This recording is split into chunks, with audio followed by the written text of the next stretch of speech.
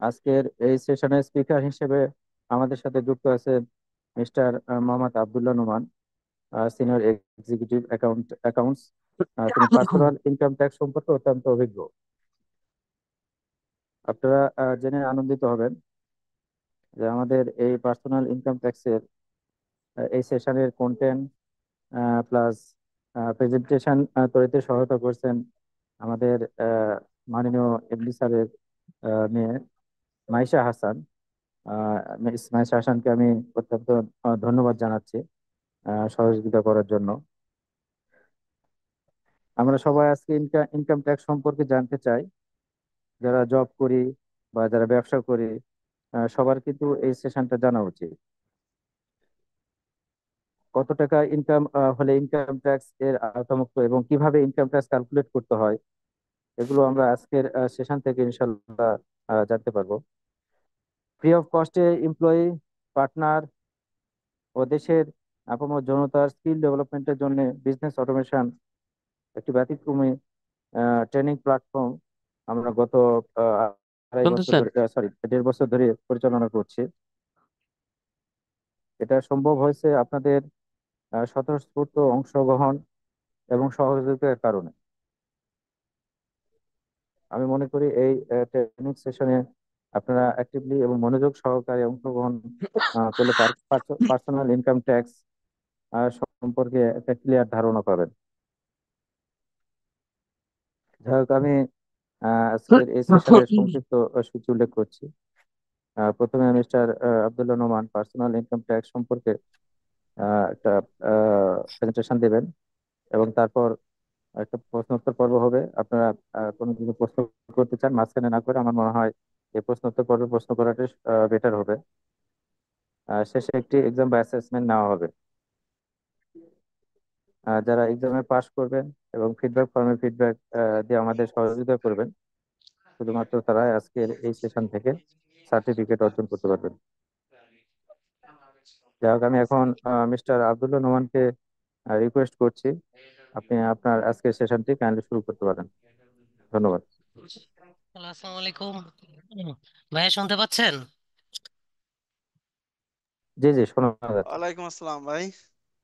আচ্ছা, ওই যে মিঠু ভাই, আমি একটা স্ক্রিন শেয়ার দিচ্ছি, আপনারা দেখতেছেন কিনা একটু দেখবেন। হ্যাঁ ভাই, দেখা যাচ্ছে। প্রথমেই আমি এই এই সেশনে সবাইকে জয়েন করার জন্য স্বাগতম জানাচ্ছি। আমি আমার জন্য এই সেশনটা প্রথম। তা আমি চেষ্টা করব যতটুকু সম্ভব আপনাদেরকে খোলাসা করে বলা। এবং সেশনের শেষের দিকে আমি আপনাদেরকে চেষ্টা করব যে একটা এক্সেলের মাধ্যমে কিভাবে আপনি আপনার আহ, নিজের স্যালারি ট্যাক্সটা ক্যালকুলেশন করতে পারবেন তার একটা ফরম্যাটে একটা ক্যালকুলেশন করে দেখাবো। এখন শুরু থেকে যদি আমরা বলি, আহ, প্রথমেই স্বাগতম জানাইলাম। আর পরবর্তীতে আমি এখানে আছি, অনেকে হয়তো আমাকে চিনবেন, অনেকে আবার চিনেন না। স্পিকার হিসেবে আছি আমি Abdullah Al Noman, senior executive accounts. আর এই প্রেজেন্টেশনটা প্রিপেয়ার করতে পুরোপুরি সহায়তা করছে মাইশা হাসান। মিঠু ভাই অলরেডি বলছে যে যে মিঠু ভাই, এটা কি চলে গেছে নাকি? না না, দেখা যাচ্ছে, আমরা দেখতে পাচ্ছি আমার এখানে স্ক্রিনটা তো দেখতে। চলে। হ্যাঁ, আপনি নেক্সট ক্লিক করেন। আচ্ছা, দাঁড়ান আমি আবার দিচ্ছি। হুম, ওই যে রেকর্ডিং দেখতেছি, উপরে লেখা রেকর্ডিং। আচ্ছা, দেখা যাচ্ছে না ভাই? ওই উপরে, একবার উপরে ডান দিকে। না, প্রেজেন্টেশনটা প্রিপেয়ার করছে। এখন দেখা যাচ্ছে? এখন না, এখন দেখা যাচ্ছে না। দেখা যাচ্ছে না, না? Okay.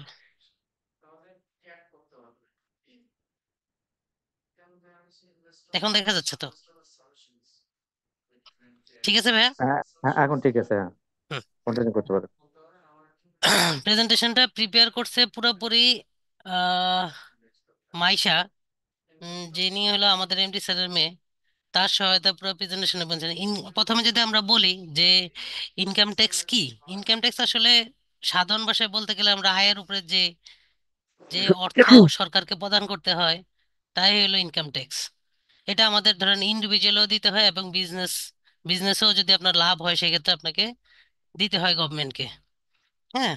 2 নম্বরে যদি আমি বলি scope of income. Scope of income কি? ইনকাম ট্যাক্সটা ডিপেন্ড করে আপনার রেসিডেন্সির উপর। মেহেদি এখন হুম। কোয়েরিটা দিতে পারেন, এখন দেখেন আপনি রিলিজ যদি দিছে রেসিডেন্ট কিনা। হন আপনার জন্য এক ধরনের, নন রেসিডেন্ট হলে আরেক ধরনের। ঠিক আছে।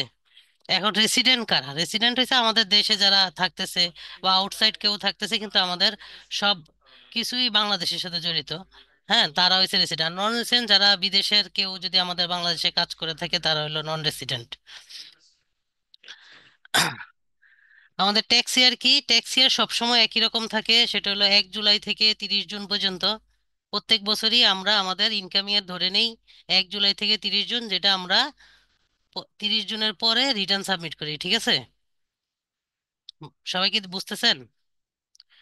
এবার আসেন রেসিডেন্সির ক্ষেত্রে কিছু অপশন আছে কখন আমি রেসিডেন্স হিসেবে, আমি বাংলাদেশি রেসিডেন্ট হিসেবে গ্রহণ করব। যদি আমরা বাংলাদেশে 130 দিন কোনো ইনকাম ইয়ারে যদি আমি 183 দিন বাংলাদেশে অবস্থান করি, সেক্ষেত্রে সে রেসিডেন্ট হিসেবে গণ্য হবে। আবার যদি কোনো লোক আমাদের বাংলাদেশে 90 দিন, প্রত্যেক বছর 90 দিন করে 4 বছরে 365 দিন অবস্থান করে, তাহলেও সে বাংলাদেশের রেসিডেন্ট হিসেবে গণ্য হবে। যেহেতু আমাদের মুসলিম দেশ, সেক্ষেত্রে কোনো হিন্দু ফ্যামিলি বা undivided family farm association person control, যার কন্ট্রোল বাংলাদেশ থেকে হয়, এরকম কোনো হিন্দু ফ্যামিলি হইলেও তারা জি দেন। রেসিডেন্স হিসেবে গণ্য হবে এবং তাদেরকে গণ্য করা হবে। এবার এবার আসি যে ট্যাক্সিবিলিটি ইনকাম ফর স্যালারি। আমাদের স্যালারির কোন কোন জিনিস, এখানে একটা ওভারফ্লো দেওয়া আছে স্যালারির কোন কোন জিনিস আমার ট্যাক্স ইনকাম ফ্রম স্যালারিতে যাবে। যেমন এখানে আছে basic salary, wages, fees, commission, employee share scheme, allowance for any kind, যে কোনো ধরনের allowance, festival bonus, incentive bonus, যে কোনো ধরনের বকেয়া স্যালারি বা advance salary, over time, hmm, contribution for provident fund, pension fund, gratuity fund, আমি জানি না, আপনি জানেন। Superannuation fund, leave encashment, compensation এবং লিভ ফেয়ার হয়েছে, আর অ্যাসেসমেন্ট, কিছু করেন না। এগুলো হয়েছে, আমাদের স্যালারির ইনকাম হিসেবে গণ্য হবে। আর মিটিং আছে। এখন ইনকামের মধ্যে কিছু কিছু আমার ইনকাম চালায়েন না আছে, তাই কিছু জানি। ট্যাক্সেবল আছে, কিছু নন ট্যাক্সেবল আছে। আবার কোন কোন ইনকামের ক্ষেত্রে কত পার্সেন্ট ইনকামে যাবে এর কিছু ভেরিয়ার আছে, যে কারণে আপনাদের basic salary fully taxable. Allowance of any kind of, যে কোনো ধরনের অ্যালাউন্স সেটাও ফুললি ট্যাক্সেবল। দেন ফি একুডেশন, আপনার প্রতিষ্ঠানে যদি কাউকে মানে মানে প্রতিষ্ঠান থেকে কোনো ফ্রি একুমোডেশনের ব্যবস্থা করা হয়, যদি থাকার ব্যবস্থা থাকে, সেক্ষেত্রে তার যে অ্যানুয়াল ভ্যালুটা আছে এই অ্যানুয়াল ভ্যালুটা তার ইনকাম হিসেবে যোগ হবে। এই জিনিসটা কি কারো যদি একটু কনফ্লিক্ট থাকতে পারে, একটু জিনিসটা যদি বুঝতেন। কোনো কোম্পানি যদি আপনার থাকার ব্যবস্থা করে থাকে একদম ফ্রি, সেক্ষেত্রে ওই যে বিল্ডিং এ আপনি থাকতেছেন বা একুমোডেশনে থাকতেছেন, ওইখানের যে কস্ট, যার অ্যানুয়াল ভ্যালু যা হওয়ার কথা, ওই অ্যানুয়াল ভ্যালুটা আপনার ইনকাম হিসেবে যোগ হবে। তারপর দেখেন একুমোডেশন এট কনসেশনাল রেট। কনসেশনাল রেট কি? অনেক ক্ষেত্রে দেখা যায় যে অ্যাকোমোডেশন দেওয়া হয়, সেক্ষেত্রে হয়তো আপনাকে কিছু টাকা পেইড করতে হয় কোম্পানিকে। ধরেন আপনার 20,000 টাকা বাসা ভাড়া আসার কথা, কোম্পানি 10,000 টাকা, কোম্পানিকে আপনি 10,000 টাকা দিচ্ছেন, আপনাকে থাকার ব্যবস্থা করে দিচ্ছে। সেক্ষেত্রে আপনার যে অ্যানুয়াল ভ্যালু 20,000 করে, বছরে যদি আসে 2,40,000, আপনি পে করতেছেন 1,20,000। বাকি 1,20,000 কিন্তু আপনাকে আপনার ইনকাম হিসেবে যোগ হবে। আর যদি কোম্পানি আপনাকে কোনো মোটর ভেহিকেলস দিয়ে থাকে, সেই ক্ষেত্রে ভেহিকেলস আপ টু 2500 সিসির নিচে হইলে, 2500 সিসি অথবা তার নিচে হইলে 10,000 টাকা পার মান্থ আপনাকে এটাও ইনকাম হিসেবে যোগ হয়ে যাবে আপনার ট্যাক্সেবল ইনকামের আন্ডারে। আর যদি 2500 সিসির উপরে থাকে, সেক্ষেত্রে 25,000 টাকা পার মান্থ আপনার এই টাকাটা ইনকাম হিসেবে যোগ হয়ে যাবে। Medical expense, medical expense fully taxable. তবে এক্ষেত্রে যদি কোনো এমপ্লয়ি তার হার্ট, হুম, kidney, eye, liver, cancer surgery আর ফুললি এ ধরনের কোনো খরচ যদি কোম্পানি থেকে পেয়ে থাকে, উম, তার জন্য ফুললি অ্যাজেম্পটেড। তবে এক্ষেত্রে আদার দেন শেয়ার হোল্ডার ডিরেক্টর একটু ব্যতিক্রম, তাদের জন্য না। Festival bonus fully taxable. আপনার বললাম না এক তারপরে মাস চালাতে। কনভেন্স অ্যালাউন্সের মধ্যে যদি আপনি কোনো বিজনেস পারপাসে যে কনভেন্স গুলা পান, ধরেন আমাদের অফিসের কাজে আপনি বাইরে গেছেন, যে আমরা যে কনভেন্স গুলা দিই দেখবেন যে এগুলা কাউন্টিং মিসম্যাচিং ফুললি হয়ে গেছে, অ্যাজেম্পটেড। বুঝছেন। কিন্তু এছাড়া আপনাকে অফিস থেকে যে কনভেন্স বাবদ, স্যালারির মধ্যে কনভেন্স বাবদ যেগুলো দিচ্ছে, এগুলো ফুললি ট্যাক্সেবল। এছাড়া যদি আদার কোনো ক্যাশ বেনিফিট দিয়ে থাকে কনভেন্সের মাধ্যমে, বিজনেস পারপাস ব্যতীত, সেগুলো আপনার ফুললি ট্যাক্সেবল হবে। Performance bonus fully taxable. DLN allowance, DNS allowance, এটাও fully taxable. Employer contribution to registered PF, যদি আপনার কোনো এমপ্লয়ার যদি কোনো কন্ট্রিবিউশন করে, ধরেন আপনার কোম্পানি থেকে কোনো কন্ট্রিবিউশন, যেমন আমাদের আগে ছিল সিএসএস ফান্ড, তো এরকম কোনো কন্ট্রিবিউশন, যদিও আমাদের একটা রেজিস্টার্ড ছিল না, রেজিস্টার্ড কোনো পিএফ থাকলে ওইখানে আমাদের কোম্পানি থেকে যেই কন্ট্রিবিউশনটা থাকবে ওটা fully taxable. Interest income from registered PF fully exempted. Registered gratuity fund exempted up to 25 lakh, 25 lakh পর্যন্ত রেজিস্টার্ড গ্র্যাচুইটি ফান্ড থেকে আপনি যে টাকাটা পাবেন তার 25 লাখ পর্যন্ত হলো এজেম্পটেড। 25 লাখের উপরে যা পাবেন তা আপনার ইনকাম হিসেবে যোগ হয়ে যাবে, ট্যাক্সেবল ইনকামের আন্ডারে চলে যাবে। Leave encashment fully taxable. Leave fare assistant, এটাও fully taxable. Government pension fund fully exempted. Worker profit participation fund fully taxable. Telephone and mobile bill, এক্ষেত্রে টেলিফোন যদি অফিস পারপাসে আমরা যে আমাদেরকে অফিস থেকে যে মোবাইল বিলটা দেওয়া হয় অফিস পারপাসে আমরা যেহেতু ইউজ করি, এটা ট্যাক্স ফ্রি। কিন্তু যদি আদার অফিস পারপাস ব্যতীত এমনি পার্সোনাল ইউজের জন্য কাউকে দেওয়া হয় সেক্ষেত্রে কিন্তু আবার ট্যাক্সেবল। আদার allowance fully taxable. Any reimbursement cost, official purpose, ধরেন আমরা বিভিন্ন ধরনের এন্টারটেনমেন্ট খরচ নিয়ে থাকি, অফিসিয়াল পারপাসে করে থাকি, এই ধরনের এন্টারটেনমেন্ট খরচগুলা ট্যাক্স ফ্রি। কিন্তু ধরেন আমরা বিভিন্ন জায়গায় বিভিন্ন পার্টি করতে গেলাম, বিভিন্ন প্রোগ্রাম অ্যাটেন্ড করতে গেলাম অফিসিয়াল ছাড়া, আমার নিজস্ব কাজে, সে ধরনের কোনো রিইনভেস্টেবল খরচ যদি কোম্পানি বিয়ার করে থাকে সেটা কিন্তু আবার ট্যাক্স ফ্রি না। এবার আসেন, সবগুলো ইনকামের পরে আমাদের স্যালারির 1/3, আমার যে টোটাল স্যালারি হবে, স্যালারি বাবদ যে ইনকাম পাবো 12 মাসে, তার 1/3 অথবা 4.5 লক্ষ টাকা যেটা কম সেটা আমার জন্য ট্যাক্স এজেম্পশন। আমাদের টোটাল ইনকাম ক্যালকুলেশনের পরে যখন আমরা দেখব যে আমার ইনকাম 10 লাখ টাকা হয়েছে, তার 1/3, 3/1 অথবা 4.5 লক্ষ টাকার মধ্যে যেটা কম হবে ওইটা আমাদের জন্য এজাম্পশন থাকবে, যা স্যালারি টোটাল ইনকাম থেকে এই টাকাটা বাদ দিয়ে দেওয়া হবে।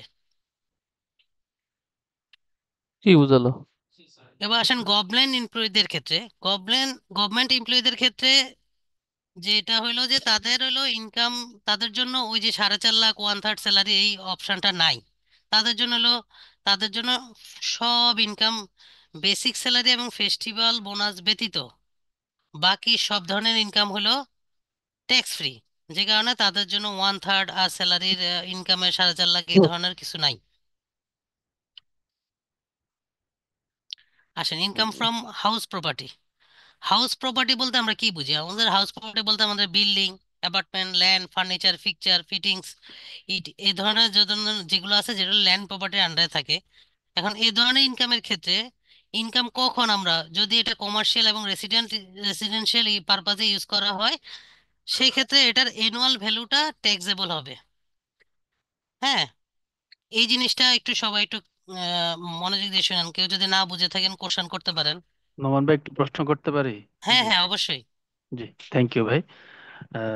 খুব ভালো লাগছে। আমার প্রথম কোশ্চেনটা হলো, আমরা আসলে ইনকাম বলতে কি বুঝাই? যেমন আমি যদি বলি, কথার কথা, আমাদের হয়তো কারো স্যালারি হচ্ছে 2 লক্ষ টাকা পার জি। মান্থ। এই দুই হুম। লক্ষ টাকার, যদি আমার 2 লক্ষ টাকা স্যালারি হয়, আমি হুম। মান্থলি ধরেন 2 লক্ষ টাকাই খরচ করে ফেলি, সেই ক্ষেত্রে কি বুঝিনি, এটা যদি এটা আমার শুনে মন রেখে ইনকামে দিচ্ছি না। পড়বে নাকি কিসে পড়বে? মানে এই খরচ, টোটাল না না, ইনকাম ক্যালকুলেশনটা কিভাবে ধরা হয়? ভাইয়া আমি একটু বলি, আপনার যে স্যালারি ওইটাই আপনার ইনকাম, খরচের সাথে ইনকামের কোনো রিলেশন নাই। তার মানে আপনি পুরাটাই কোম্পানি হচ্ছে থেকে আপনি ইনকাম। আপনি যেটা আমার লিখে পাচ্ছেন দেন ওইটা যেটা পুরোটাই বলতেছেন, ইনকাম আপনার। মিনিং তো বুঝতেছি না, আচ্ছা, আপনি তো লিখে দেন। সেই ক্ষেত্রে কি আমরা যেটা মিসম্যাচিং হয়েছে ভালো দেখেছিলাম করে যে বুঝেন, বুঝিয়ে আমাকে আমার দেন। একটা ওই ঠিক যে আছে ভাই, আপনি আর প্রথমে লিখে আমরা দেন আমার। ওই ওয়ার্ক পারমিটের ক্ষেত্রে প্লিজ বিডায় সেকেন্ড, এটা দেখলাম একটা গুরুত্বপূর্ণ আলোচনা জায়গায় যে আছে ভাই। ফরেনারদের ক্ষেত্রে মিনিং সেখানে শেষ একটা লেট হবে, আপনি বেসিক লিখে দেন আমারে, স্যালারি থাকে। আমি কথার টেক্সট করে কথা, বুঝবো, লিখে দেন। ইন্ডিয়া হলে তার বেসিক স্যালারি হতে হবে, নির্দিষ্ট পজিশন আছে। যেমন কথার কথা, একটা হচ্ছে যে টেকনিশিয়ান যদি হয়, করবো। তার মিনিমাম স্যালারি, বেসিক স্যালারি হতে হবে আপনার $800। তাহলে এই আচ্ছা, $800 মধ্যে এটা যদি বেসিক স্যালারি হয়, এই $800 উপরে ওনার যেই ট্যাক্সটা দিতে হবে, এখানে আসলে তার আহ, এই এই পুরো $800 ধরেই কি ট্যাক্সটা আসবে, নাকি এখানে তার খরচ গিয়ে হবে? কিন্তু না না, তার ফরেনারদের পুরো ক্ষেত্রে $800 উপরে ট্যাক্স আসবে ভাইয়া। পুরো $800 উপরে ট্যাক্সটা জি। আসবে। তার মানে বোঝা গেল যে আমি আমার যা পে করবেন পুরোটাই হলো আসলে আমার হ্যাঁ, ইনকাম হিসেবে ধরা সে হচ্ছে। যদি মানে ফরেনার হয় তা সে তো হুম, নন রেসিডেন্টের আন্ডারে, তার জন্য হুম, পুরা ইনকাম হচ্ছে 30%। জি। তার জন্য কোনো স্ল্যাব নাই, বুঝছেন? আচ্ছা, ফরেনারদের জন্য পুরা ইনকাম হচ্ছে 30% ডাইরেক্টলি ডিডাক্ট করবে। পুরো ইনকামে 30%, ওকে। হুম। তার মানে আমি যা পাবো তাই হচ্ছে আমার ইনকাম। হ্যাঁ, আপনি যা রিসিভ করবেন কোম্পানি থেকে, যে কোনো ধরনের, আমি অলরেডি বলে দিছি, যে কোনো জি। ধরনের বেনিফিট যেগুলো হুম, নিচ্ছেন এগুলো পুরোটাই আপনার ইনকাম হিসেবে কাউন্ট হবে। তবে ইনকামের ক্ষেত্রে নির্দিষ্ট কিছু কিছু জায়গা, যেখানে আমি বলছি ফুললি অ্যাজাম্পটেড, যে আপনি ইনকাম করতেছেন কিন্তু আসলে এটা ট্যাক্স অথরিটি বাদ দিয়ে দিছে যে ইনকামটা থাক। আমি এর আগে যে স্লাইড গুলোতে ওকে, আপনি হ্যাঁ হ্যাঁ দেখছিলেন যে, দেখেছি। হ্যাঁ ওগুলো তো বলে দিছি, যেগুলো অ্যাজাম্পটেড করে দিছে ইনকাম, বাট এটা ট্যাক্স ফ্রি, এটার জন্য ট্যাক্স ফ্রি, ট্যাক্স দিতে হবে না। ওকে। ঠিক আছে এখন। ওকে, ওকে, ঠিক আছে, থ্যাংক ইউ। ঠিক আছে। জি। এখন যদি আমরা ইনকাম ফ্রম হাউস প্রপার্টিতে যেটা বলতেছিলাম, যে আমার যেই প্রপার্টি গুলো আছে এগুলো যদি কমার্শিয়াল অথবা রেসিডেন্সিয়াল পারপাস যদি আমরা ইউজ করে থাকি, সেক্ষেত্রে ট্যাক্সের বেস হবে তার যে অ্যানুয়াল ভ্যালু। ধরেন আমার যদি একটা বাসা থাকে, আমি এটাকে ভাড়া দিছি, ওই ভাড়া যদি 10,000 টাকা করে হয়, আমি 12 মাস কতদিন ভাড়া দিছি অতদিনের অ্যানুয়াল ভ্যালুটা ইনকাম হিসেবে যাবে। এবং এটার সাথে আপনার এমনি আবার এনি সার্ভিস, এটার জন্য যে এই বিল্ডিং আপনি ভাড়া দেওয়ার জন্য আপনার অনেক ধরনের খরচ হতে পারে, যে কোনো ধরনের সার্ভিস চার্জ, রিপেয়ার, মেনটেনেন্স, আদার চার্জগুলো আছে, এগুলো আবার আপনি ডিডাক্টেবল। হুম। এগুলো আপনি ডিডাক্ট করতে পারবেন। এখন ডিডাক্টের ক্ষেত্রেও কিছু কিছু আছে যে, আবার ডিডাক্টের ক্ষেত্রেও কি হবে, কিভাবে ডিডাক্ট হবে, এগুলো আমি পরে বলতেছি। এখানে আছে ধরেন কি কি ইনকাম যেগুলো আছে আমাদের, যেসব প্রপার্টি আমাদের ইনকাম হিসেবে, প্রপার্টি ফর ইনকামের আন্ডারে যাবে না। যেমন যে কোনো ধরনের বিল্ডিং যেটা আমার ওয়্যার হাউস হিসেবে ব্যবহার করা হয় কিন্তু খুব স্লোলি চলে। না না, আমার একটা স্টোর রুম আছে, ওটাকে আমি ভাড়া দেই কিন্তু আসলে খুব মানে 2 মাস ভাড়া থাকলে 1 মাস চলে না, 3 মাস ভাড়া থাকলে 2 মাস চলে না, এরকম এ ধরনের কোনো যদি স্টোরেজ থাকে, ওগুলা আসলে ইনকাম ফ্রম প্রপার্টির আন্ডারে আসবে না। হ্যাঁ। 2 নম্বর হলো যে কোনো ধরনের ফ্যাক্টরি বিল্ডিং, যেটা আমি ভাড়া দিচ্ছি কিন্তু এটার মধ্যে কোনো মেশিনারিজ নাই বা কোনো প্লান্টার নাই, প্লান্ট এন্ড মেশিনারি নাই, এই ধরনের কোনো কিছু থাকলে ওইটাও ইনকাম ফ্রম প্রপার্টি আন্ডারে যাবে না। নোমান ভাই, তো আরেকটা কোশ্চেন করতে জি। চাচ্ছিলাম। জি। Thank you.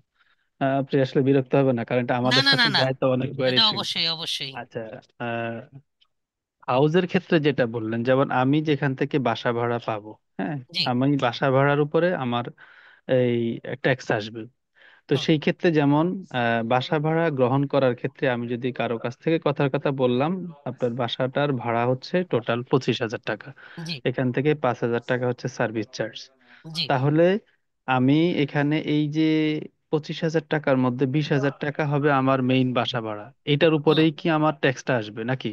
হ্যাঁ হ্যাঁ, আপনি দেখেন এখানে বলা আছে এনি টাইম আচ্ছা, এনি। তাহলে এই যে ধরেন ক্যালকুলেশনটা আমি কিভাবে গভর্নমেন্টে করব? আমি কি এটা বলে দিলে হবে যে সার্ভিস চার্জ এটা, নাকি এটা আমি তো এটা কম বেশি হ্যাঁ, করতে পারি? আপনি করতে পারেন যেহেতু এই যে এখানে একটা, আমি পরে বলে দিতেছি, 25,000 টাকা বেশি যদি আপনার, 25,000-এর সমপরিমাণ কোনো ভাড়া যদি আপনি রিসিভ করেন, সেক্ষেত্রে কিন্তু ব্যাংকের মাধ্যমে লেনদেন করা নিয়ম।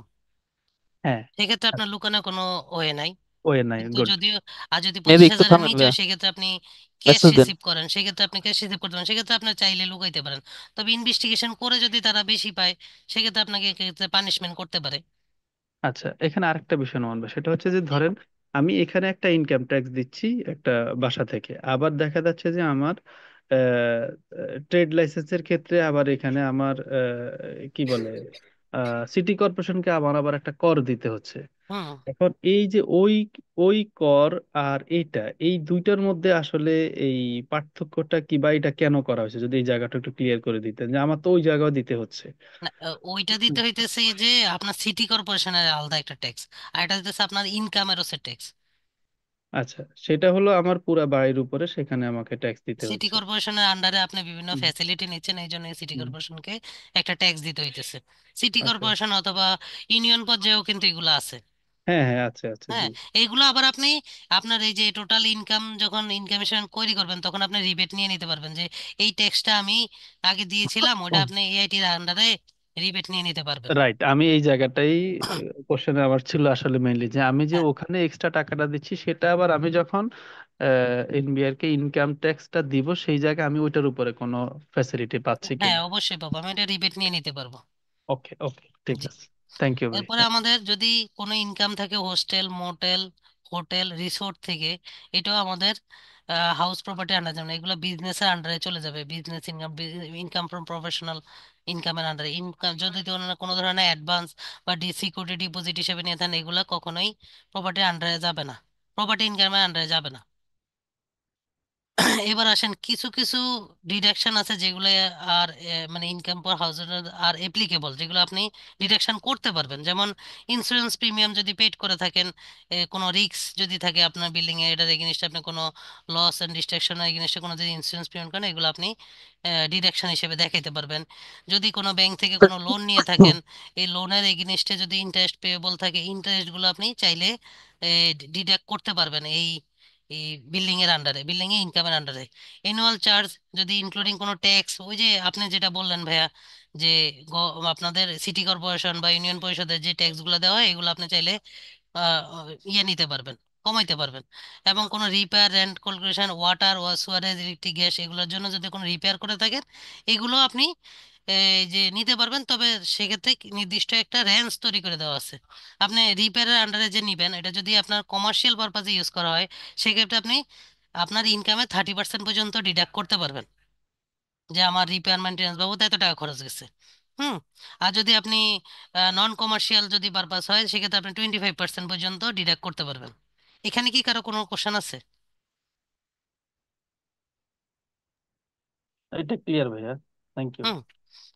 এরপরে আপনি ওই যে ধরেন একটা একটা বিল্ডিং করার জন্য একুজিশন মানে পারচেজ এবং বিল্ডিং কনস্ট্রাকশনের জন্য আপনি যে লোন নিয়ে আসছিলেন, লোনের এগেনস্টে যে ইন্টারেস্টটা, ওই ইন্টারেস্টটা আপনার ইনকাম না আসার আগ পর্যন্ত, পরবর্তী যখন থেকে আপনি ইনকাম আসবে তার 3 বছরের মধ্যে এটা সেটেলমেন্ট নিতে পারবেন, এই ইন্টারেস্ট পেডটা।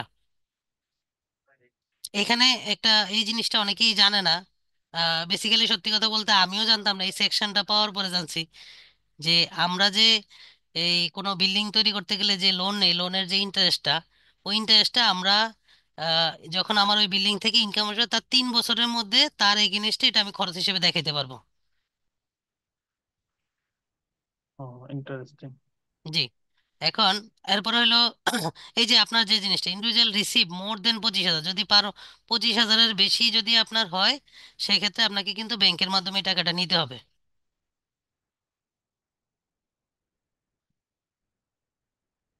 আচ্ছা, এবার income from other source. Income from other সোর্সে কি কি আসবে? যদি কোনো ধরনের আপনার ব্যাংক স্টেটমেন্টে কোনো ধরনের ক্রেডিট হয়েছে, হ্যাঁ, কিন্তু আপনি জানেন না এটা আসলে কোথা থেকে আসছে, কোনো সোর্স জানেন না, কোথাও থেকে টাকা আসছে আপনার অ্যাকাউন্টে, এই ধরনের যদি কোনো খরচ থাকে, সেটা আপনার ইনকাম ফ্রম আদার সোর্সের আন্ডারে আসবে। তারপরে অ্যাসেট, কোনো আপনার কোনো একটা অ্যাসেট আছে যার অ্যাসেট ভ্যালু বৃদ্ধি পাইছে, তার জন্য একটা স্পেসিফিক মেথড ক্যালকুলেশন করা আছে, ওই ভ্যালুর ও আপনার ইনকাম ফ্রম আদার সোর্সের আন্ডারে যাবে, যে ইনক্রিজটা হয়েছে। ধরেন আপনার কোনো ভাই, এখানে ধরনের, একটা কোশ্চেন ছিল। জি সেটা হলো যে আমার, ধরেন একটা প্রপার্টির আমি এই যে অ্যাসেট ভ্যালুয়েশনটা এটা কিভাবে করবে, এখন অনেকেই দেখা যাচ্ছে যে বিভিন্ন অ্যাসেট ভ্যালুয়েশন করার জন্য কিছু প্রতিষ্ঠান দেখা যায়।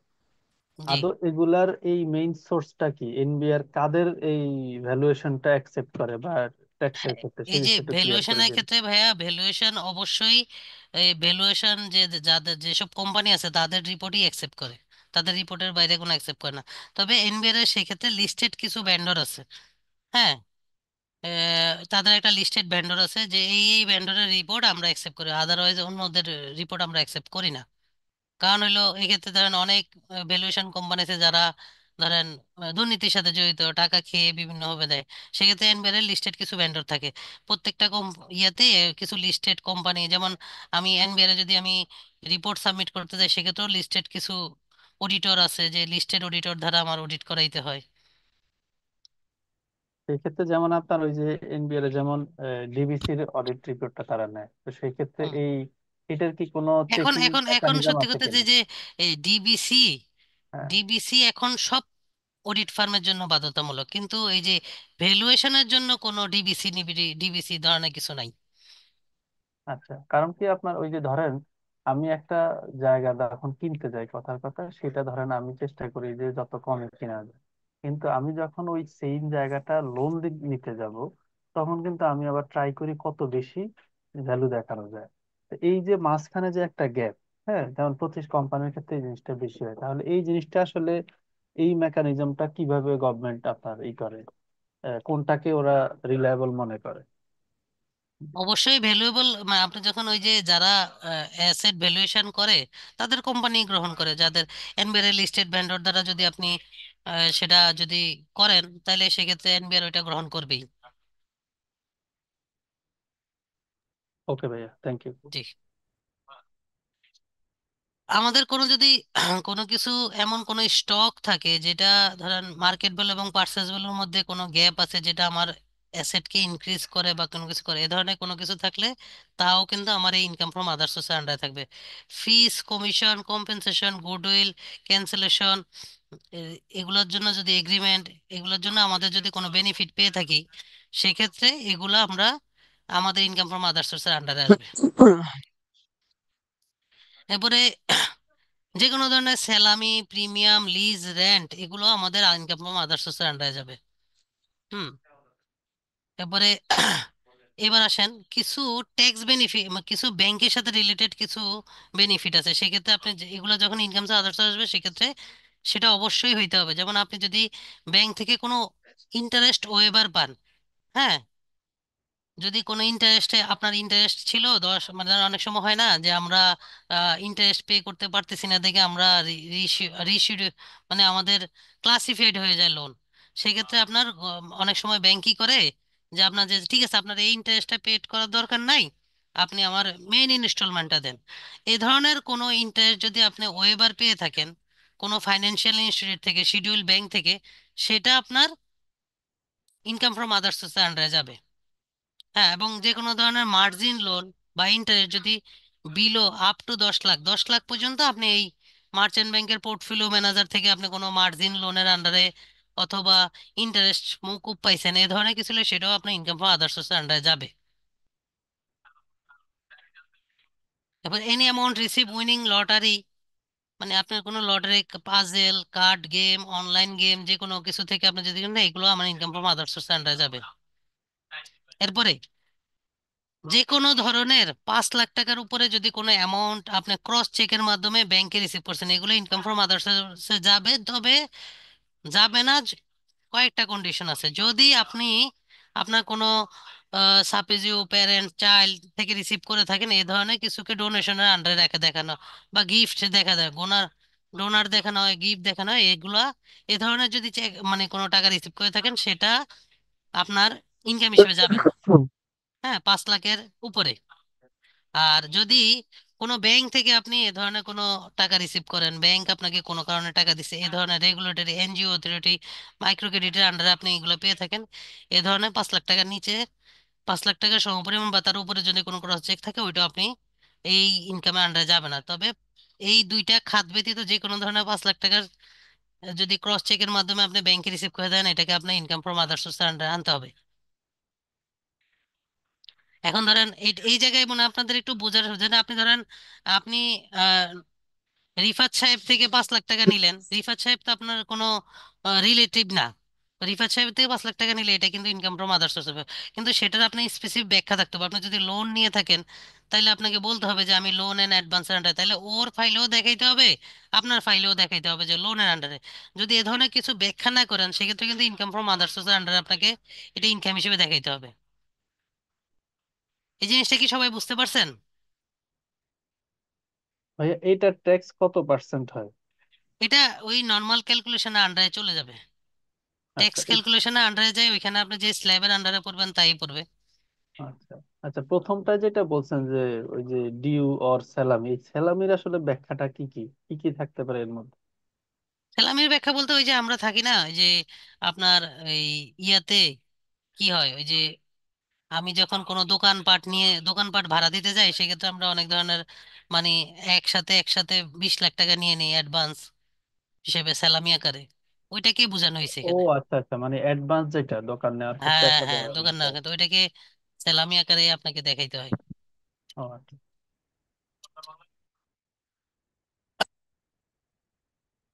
এরপর হলো এনি অ্যাসেট ট্রান্সফারের ক্ষেত্রে আপনার যদি কোনো হাইড্রোকার্বন বা গুডউইল থাকে, এ ধরনের any type of donation, grand, gift, আপনাকে অন্য কেউ গিফট করলো বা ডোনেশন করলো, আহ, এগুলো আপনাকে করতে হবে।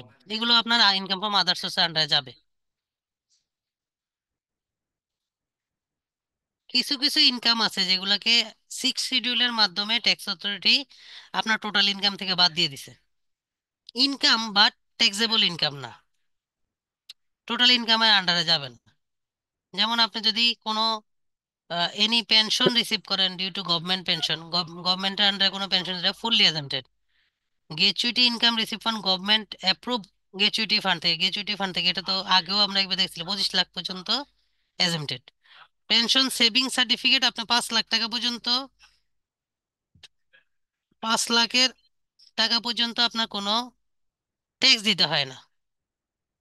পেনশন সেভিংস, এটা যারা পেনশনের আন্ডারে করতে যায়, এটা কিন্তু গভর্নমেন্ট অথরিটির আন্ডারে, যারা গভর্নমেন্ট এমপ্লয়ি পেনশন পায় তাদের জন্য। আপনি যদি দেশের বাইরে থেকে কোনো ফরেন রেমিটেন্স পান, এটা ফুললি এজেন্টেড।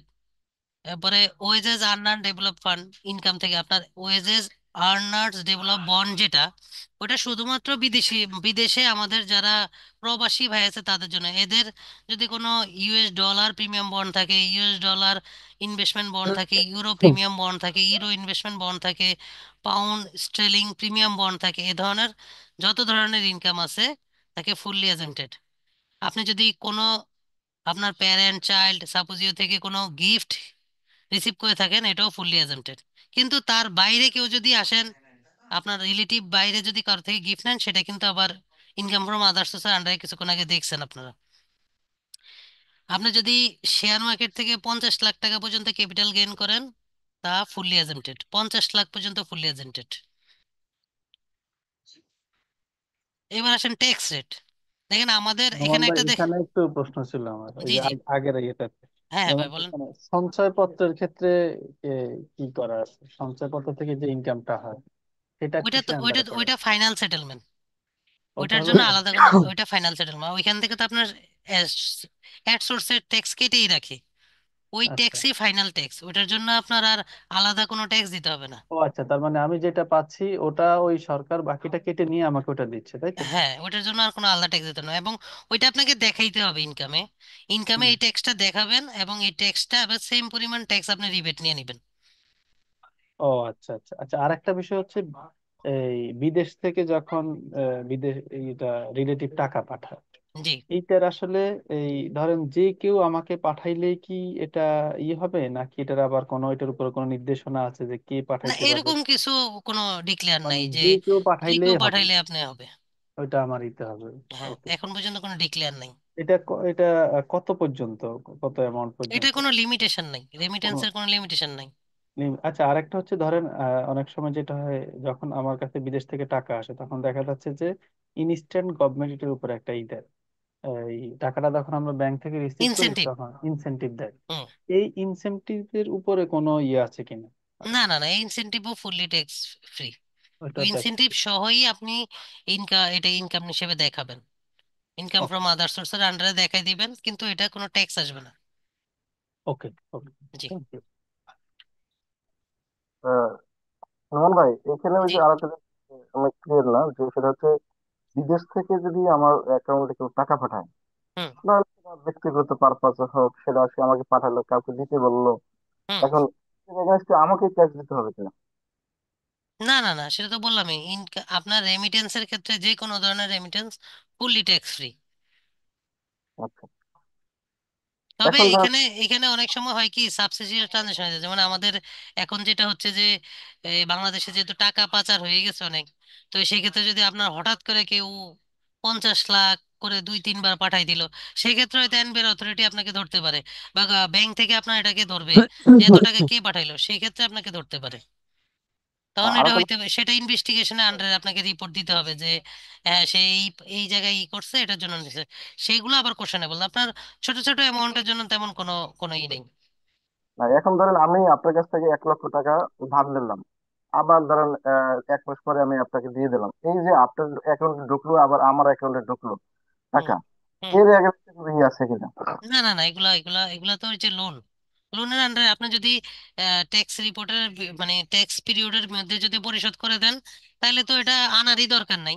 আর যদি ট্যাক্স পিরিয়ডের মধ্যে যদি পরিশোধ না করেন, সেক্ষেত্রে ও ট্যাক্স ফাইলেও দেখাবেন, আপনার ট্যাক্স ফাইলেও দেখাবেন, তাইলেই হয়ে যাবে এটা যে ধার ওর হিসেবে। ওর ওর ওর থেকে লোন নেওয়া আছে।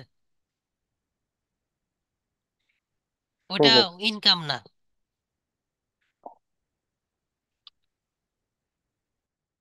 আচ্ছা, ইনকাম ট্যাক্স রেট আমাদের সবার মধ্যে দেখেন একটা, এখানে একটা সিনারিও আছে, যদি দেখেন যে সবার মধ্যে কোশ্চেন, আমাদের হাসান স্যারের কাছে সবাই কোশ্চেন করে কেন আমরা বেশি ট্যাক্স কাটতেছি, এরকম কোশ্চেন থাকে না?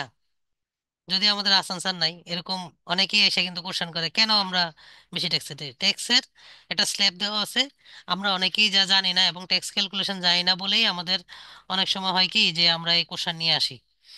তো ট্যাক্সের যে স্ল্যাবটা, যেখানে আমাদের পুরুষদের জন্য 3.5 লাখ পর্যন্ত কোনো ট্যাক্স নাই, মেয়েদের জন্য 4 লাখ, আর কোনো থার্ড জেন্ডার বা ডিসেবিলিটি কেউ থাকলে তাদের জন্য 4 লক্ষ 75, গেজেটেড কোনো ফ্রিডম ফাইটার থাকলে তাদের জন্য 5 লাখ। এর পরবর্তী এই ধরি আমি যদি কোনো পুরুষেরটা যদি 3.5 লাখের উপরে যদি 1 লাখ টাকা ইনকাম বেশি থাকে, তার জন্য 5%। এর উপরে যদি আরো 4 লাখ টাকা থাকে তাহলে 10%। এর উপরে যদি আরো 5 লাখ টাকা থাকে তাহলে 15%। এর উপরে আরো 5 লাখ থাকলে 20%। এর উপরে আরো 20 লাখ টাকা থাকলে 25%। আর এরপরে যদি ব্যালেন্সিং কোনো ফিগার থাকে তার উপরে 30% আমাকে ট্যাক্স দিতে হবে। আরে ভাই, এত পার্সেন্ট ট্যাক্স! এক্ষেত্রে আবার এসে যদি আমাদের কোনো প্যারেন্টস বা আমাদের কারো যদি কারো সন্তান যদি ডিজেবল থাকে, সেক্ষেত্রে আমি আরো 50,000 টাকা বেশি ট্যাক্স ধরতে হবে। আমার যদি পুরুষ, আমি 3.5 লাখ টাকা আমার হলো ট্যাক্স ফ্রি ইনকাম, কিন্তু আমার কোনো সন্তান আছে ডিজেবল, হ্যাঁ, প্রতিবন্ধী এই ধরনের কেউ, তো এই ধরনের কেউ থাকলে আমার জন্য তখন 4 লাখ টাকা ইফেক্টিভ হবে। তবে যদি কোনো বাবা মা দুইজনেই যদি ট্যাক্স রিটার্ন সাবমিট করে, সেক্ষেত্রে যে কোনো একজন এই বেনিফিটটা নিতে পারবে। জিনিসটাকে বুঝতে পারছেন? এখানে যদি একজনের স্যালারির উদাহরণ দিয়ে দেখাতে পারেন, যেমন কারো স্যালারি আপনার মাসিক ইনকাম যদি 12 লক্ষ টাকা হয়, হুম। তাহলে তার কি পরিমাণ আসবে ওই যে বোনাস সহ, 2 বোনাস সহ, আর ধরেন কেউ 12 লক্ষ টাকা বছরে আসলো, তাহলে তার কি পরিমাণ ট্যাক্স দিতে হবে, এরকম কোনো এক্সাম্পল যদি আপনার কাছে থাকতো? হ্যাঁ, অবশ্যই আমি আমি আমি চেষ্টা করবো আমার সেশনে, আমার একটা এক্সেল করে রাখছি যে আমি শেষের দিকে আপনাদেরকে একটা ক্যালকুলেশন দেখাবো যে কারো যদি একাধিক ওদিক হয় কিভাবে আপনার কার মাসে কত আসবে, এই ধরনের একটা ক্যালকুলেশন দেখাই দেবো ওকে, শেষের দিকে, থ্যাংক একদম শেষে। ইউ। জি। এবার আসেন মিনিমাম ট্যাক্স। মিনিমাম ট্যাক্সটা কি? আমরা যদি আমার ধরেন 3.5 লাখের উপরে 1 টাকা যদি ইনকাম হয়, হ্যাঁ, তখন আমি মিনিমাম ট্যাক্সের আন্ডারে পড়ে যাবো। তখন ধরেন যে আমি 1 টাকার হচ্ছে 5%, আমার কিন্তু অনেক কম আসে, কিন্তু তারপরেও আমাকে যদি আমি সিটি কর্পোরেশনের আন্ডারে থাকি, তাহলে আমাকে 5,000 টাকা ট্যাক্স দিতে হবে। এ নিয়ে মানে ঢাকা এবং চট্টগ্রাম সিটি কর্পোরেশন আন্ডারে হলে 5,000, এবং এনি আদার সিটি কর্পোরেশন হলে 4,000, আদার দেন সিটি কর্পোরেশন হলে 3,000।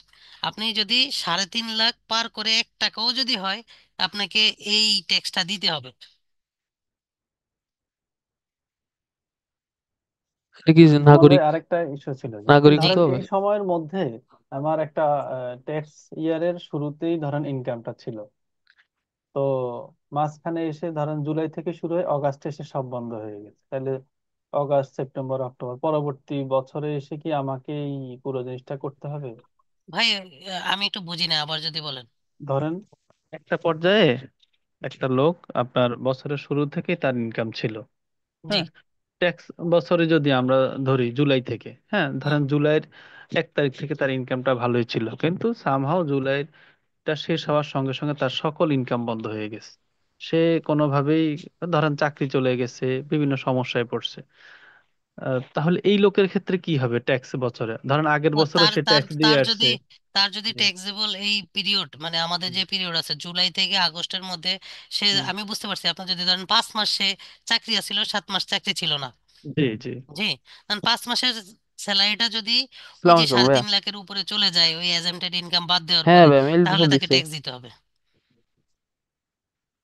আর যদি না থাকে ওই না সাড়ে থাকলে তিন তাকে লাখ ট্যাক্স দিতে হবে না, কিন্তু রিটার্ন সাবমিট করতে হবে। বুঝে নিবে। রিটার্ন সাবমিট করতে হবে, হ্যাঁ এটাই ছিল ইস্যু, যে তাকে রিটার্ন সাবমিট করতে হবে। হ্যাঁ, না ও না, থাকলে তার ওদেরটা আমি ট্যাক্স জানি দিতে না হবে ভাই, না, শুধু রিটার্ন আমারটা বলি। সাবমিট করতে হবে। আচ্ছা, আর রিটার্ন সাবমিট না করলে কি বিষয়, এটা একটু যদি এটা কাইন্ডলি আমাদেরকে আসতেছে পরে একটু বলেন আর ভাই, কি। হ্যাঁ, পরে বলবেন। আসতেছে। ওকে। এবার আসেন, এডিশনাল ট্যাক্সটা একটু কমপ্লিকেটেড, আমরা এটাতে না যাই, ক্যাপিটাল গেইন ট্যাক্সে আসি। ক্যাপিটাল গেইন ট্যাক্সের সাথে আমাদের অনেকেই জড়িত আছে, যেমন যারা শেয়ার মার্কেটে বিনিয়োগ করেন তাদের ক্ষেত্রে 50 লাখ টাকা পর্যন্ত ট্যাক্স ফ্রি আছে। 50 লাখের উপরে গেলে তাকে 15% হারে হুম ট্যাক্স দিতে হবে। যদি কেউ 50 লাখ টাকার বেশি ইনকাম করে তার উপরে 15% হারে ট্যাক্স দিতে হবে। এবং হুম হুম। এবং লিস্টেড কোম্পানি ছাড়াও কার আরো সাথে? কিছু আছে, যেমন ক্যাপিটাল গেইন আরো কিছু ব্যাপার হুম আছে, যেমন আমরা যাদের জমি আছে, হুম। আমরা হয়তো জমি বেচা কিনা করি। এখন জমি বেচা কিনা করতে যেয়ে দেখেন যে যেই জমিটা আমি কিনছি বা ল্যান্ড কিনার মানে আবার কোনো অ্যাসেট যদি ইমেল আমি করতে কিনে হবে থাকি, এরকম? যার 5 বছরের ভিতরে যদি আমি এটা বিক্রি করে দেই, হ্যাঁ, হুম 5 বছর হওয়ার আগে যদি আমি এটা বিক্রি করে দিই, তার উপরে যদি কোনো লাভ আসে, ওইটা নর্মাল ইনকামের আন্ডারে চলে যাবে, এটা ক্যাপিটাল গেইনের আন্ডারে থাকবে না। এটা একটু খুবই কমপ্লিকেটেড একটা বিষয়, সবাই একটু বুঝে নিয়েন হুম। যে আমাদের কোনো কারণ ওই অ্যাসেট যদি অনুযায়ী আমরা একটা কিনে মেল থাকি করে দেন যেটা তাহলে। 5 বছরের মধ্যে যদি আমি বিক্রি করে দিই, এটা থেকে যে ইনকামটা হবে এটা নর্মাল ক্যালকুলেশনের আন্ডারে চলে যাবে। আমার ট্যাক্স স্ল্যাব যেটা আছে, আমি ট্যাক্স স্ল্যাবে যদি 5%-এর হারে পড়ি 5%, 10% হারে পড়লে 10% হারে ট্যাক্স দিতে হবে। আর যদি 5 বছরের পরে বিক্রি করি, হুম হুম হুম সেক্ষেত্রে যে গেইনটা হবে ওটা হচ্ছে ডাইরেক্ট 15% হুম হারে ক্যাপিটাল গেইন ট্যাক্স হয়ে যাবে। হুম। এই জিনিসটা কি কেউ বুঝতে পারছেন? নোমান ভাই আবার একটু বলেন এটা। আমাদের যদি ধরেন আমি কোনো ল্যান্ড কিনছি, আমি এই ল্যান্ডটা কেনার পরে 5 বছর হওয়ার আগে আমি এটা বিক্রি করে দিছি। ধরেন আমি ল্যান্ড কিনছি 2 লাখ টাকা, এটা বিক্রি করছি আমি 5 লাখ টাকা, তাহলে আমার 3 লাখ টাকা লাভ হয়েছে না? ভাই, আপনার কথা বোঝা যাচ্ছে না। হ্যাঁ, এই তিন লাখ হোয়াটসঅ্যাপে টাকা নাই? লাভ আপনাকে ইনকামে দেখাইতে হবে, কিন্তু এই ও ইনকামটা আচ্ছা আচ্ছা। ক্যাপিটাল গেইন ট্যাক্সের আন্ডারেই যাবে, কিন্তু ওটা নর্মাল ইন্ডিভিজুয়াল ট্যাক্সের আন্ডারে চলে যাবে। নর্মাল ইন্ডিভিজুয়াল ট্যাক্স বলতে এটা আপনার হইতে যে ওই পারে। যে ট্যাক্স স্ল্যাব আছে না, টোটাল ট্যাক্সেবল ইনকামের মধ্যে যোগ হয়ে এটা ওই স্ল্যাবের আন্ডারে ট্যাক্স ক্যালকুলেশন হবে। আর যদি 5 বছর পরে না বিক্রি ভাই, করে এখন আপনি তিন লাখ আমারটাই টাকা করতে লাভ হবে, করেন, না করলে কি কেমনে সেক্ষেত্রে আর হবে? কোনো আপনি স্ল্যাবে তো যাবে ওইটা না, করেই ডাইরেক্ট ই পনেরো করছেন। পার্সেন্ট ট্যাক্স চার্জ হয়ে যাবে। যত টাকা ইনকাম হবে সেটার 15%, 5 বছরের পনেরো উপরে পার্সেন্ট বুঝলেন, যায়। পাঁচ আমারটা তো বছর উপরে ওইভাবেই যায়। আপনি মেনটেন করছেন। ও, এখন আপনার ওকে। অবজারভেশন আবার দিতে হবে, রোমান ভাই, না বুঝতে তাহলে পারছি এই দাদা। কেমনে ধরেন হবে? অনেক সময় হয় যে, ধরেন আমি একটা জমি কিনলাম, এটার সাথে ধরেন একটা কোম্পানিও পার্টনার আছে, আমি হুম। ব্যক্তিগতভাবে এটাতে একটা অংশ আছে। জি। তো সেই ক্ষেত্রে এই ট্যাক্সটা আসলে কি, কর্পোরেট ট্যাক্সটা কিসের আন্ডারে পড়বে, ব্যক্তি শ্রেণীর আন্ডারে পড়বে নাকি ওই যে কোম্পানি আপনার? যারা আপনি যদি কোম্পানির মাধ্যম হয়ে যান, হুম হুম। মানে আপনি কোম্পানির যদি একটা পার্ট হয়ে থাকেন, এখন শেয়ার দেখা হোল্ডার যাচ্ছে হয়ে আপনি থাকেন, জি। যদি আপনি কোম্পানি কিনে থাকে অবজারভেশন সেক্ষেত্রে করেই তো এটা সবকিছু মনে কোম্পানির করেন রিটার্নের আন্ডারে ফাইনালাইজ যাবে, করে আপনার দিচ্ছেন, কোনো কিছু নেই। আর যদি আপনি ঠিক আছে? এখন ইন্ডিভিজুয়াল এটার উপর বেস কোম্পানির করে সাথে কোম্পানি মার্জ চিন্তা হয়ে করছে যে কিনে না, থাকেন, তারও সেক্ষেত্রে কিন্তু অবজারভেশন করা আপনি তো দরকার, ইন্ডিভিজুয়াল, সেই অনুযায়ী আপনারটা করছে ইন্ডিভিজুয়াল এটা। ক্যালকুলেশন হবে। Okay okay okay. জি। Thank you. এবার আসেন, আমাদের যাদের টোটাল ইনকাম ঠিক আছে, লাস্ট ওকে। ইনকাম ইয়ার, যে আপনি যেই বছর ট্যাক্স লাস্ট যেবার ট্যাক্স রিটার্ন দিচ্ছেন সেই বছর যদি আপনার ইনকাম যদি 6 লাখ টাকা এক্সিড করে, মানে 6 লাখ টাকার বেশি হয়, সেক্ষেত্রে আপনাকে must be income advance income tax paid করতে হবে। একটু আবার বলি, সেটা হয়েছে, ধরেন আমি গত লাস্ট বছর যে আমরা যারা 24-25-এ যারা আমরা রিটার্ন সাবমিশন করছি, তারা অবশ্যই 23-24-এর ইনকামের হচ্ছে রিটার্ন দিছি 24-25-এ, তাই না? তো 23-24-এর রিটার্নে আমার যদি ইনকাম 6 লাখ টাকার উপরে হয়ে থাকে, তাইলে আমাকে এবার 25-26-এ অ্যাডভান্স ট্যাক্সের আন্ডারে পড়ে যাবে, আমাকে অ্যাডভান্স ট্যাক্স দিতে হবে।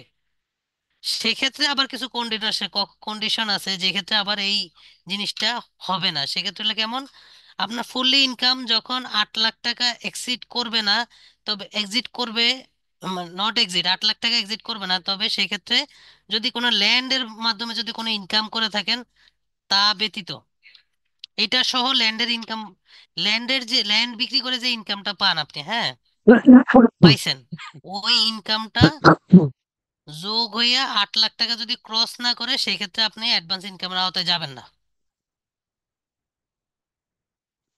ভাইরা কি বুঝতে পারছেন? একটু আবার যদি না ভাই বুঝেন আমি সেই আবার ক্ষেত্রে, বলবো। জি ভাই বুঝতে পেরেছি। এখানে তো এখন আমি অ্যাডভান্স ইনকামে আমি এই কত টাকা পর্যন্ত পরিশোধ করবো, এবং সেই আসলে ওই অ্যাডভান্সটার রেশিওটা কি, যদি এটা একটু না, অ্যাডভান্স অলরেডি কিন্তু এই ক্ষেত্রে আমাদের এনবিআর থেকে চিঠি দিয়ে থাকে যে আপনি লাস্ট 3 মাসে কত ইনকাম করছেন, 2 মাসে, লাস্ট 2 মাসে কত ইনকাম করছেন, তার ট্যাক্স এই তারিখের মধ্যে পরিশোধ করে দেবেন। রিসেন্টলি আমাদের এমডি স্যারকেও চিঠি দেওয়া হয়েছে যে তার কয়েক মাসের টাকা মানে অ্যাডভান্স দেওয়ার জন্য। আমাদের ও, রিফাত সাহেব ভালো জানে। তাহলে এইটা এই এনবিআর থেকে তো চিঠি দেয় যখন এনবিআর নিজেরা এটার উপরে ধরেন একটা এটা, এই হ্যাঁ, ভিজিট এটা করে। কিন্তু আমরা অনেকেই পড়েছে, 6 লাখ টাকা আসলে আহামরি বেশি না, কিন্তু হ্যাঁ। এনবিআর এটা সিলেক্টেড করে করে চিঠি দিয়ে দেয়। ও, হ্যাঁ, তারা এখন সিলেক্ট করেছে। এরপরে আবার লাস্ট অ্যাসেসমেন্ট ইয়ারে যদি আপনার 6 লাখ ইনক্লুড যদি ইনকাম ফ্রম ক্যাপিটাল গেইন বা ওয়ান টাইম অফ কোনো ইনকাম যদি পান, কোনোখান থেকে টাকা পাইছেন, এই ধরনের ইনকাম মিলেও যদি 6 লাখ হয়, সেক্ষেত্রেও আপনার জন্য এই অ্যাডভান্স ইনকাম ট্যাক্সের আওতায় আপনি পড়বেন না। তবে যদি এর বাইরে কেউ যদি নিজস্ব স্যালারি বাবদ বিভিন্ন ইয়ে যেমন যেগুলো আপনার রেগুলার ইনকাম থাকে, এই ধরনের ইনকাম যদি 6 লাখ এক্সিড করে, তার জন্য বাধ্যতামূলক যে অ্যাডভান্স ইনকাম ট্যাক্স, তার জন্য এই যে advance tell be determined as per section, section দেওয়া আছে দেখেন 155 156, এই সেকশনের আন্ডারে আপনাকে দিতে হবে। ও, বুঝতে পারছি। আসেন advance income tax for motor vehicles.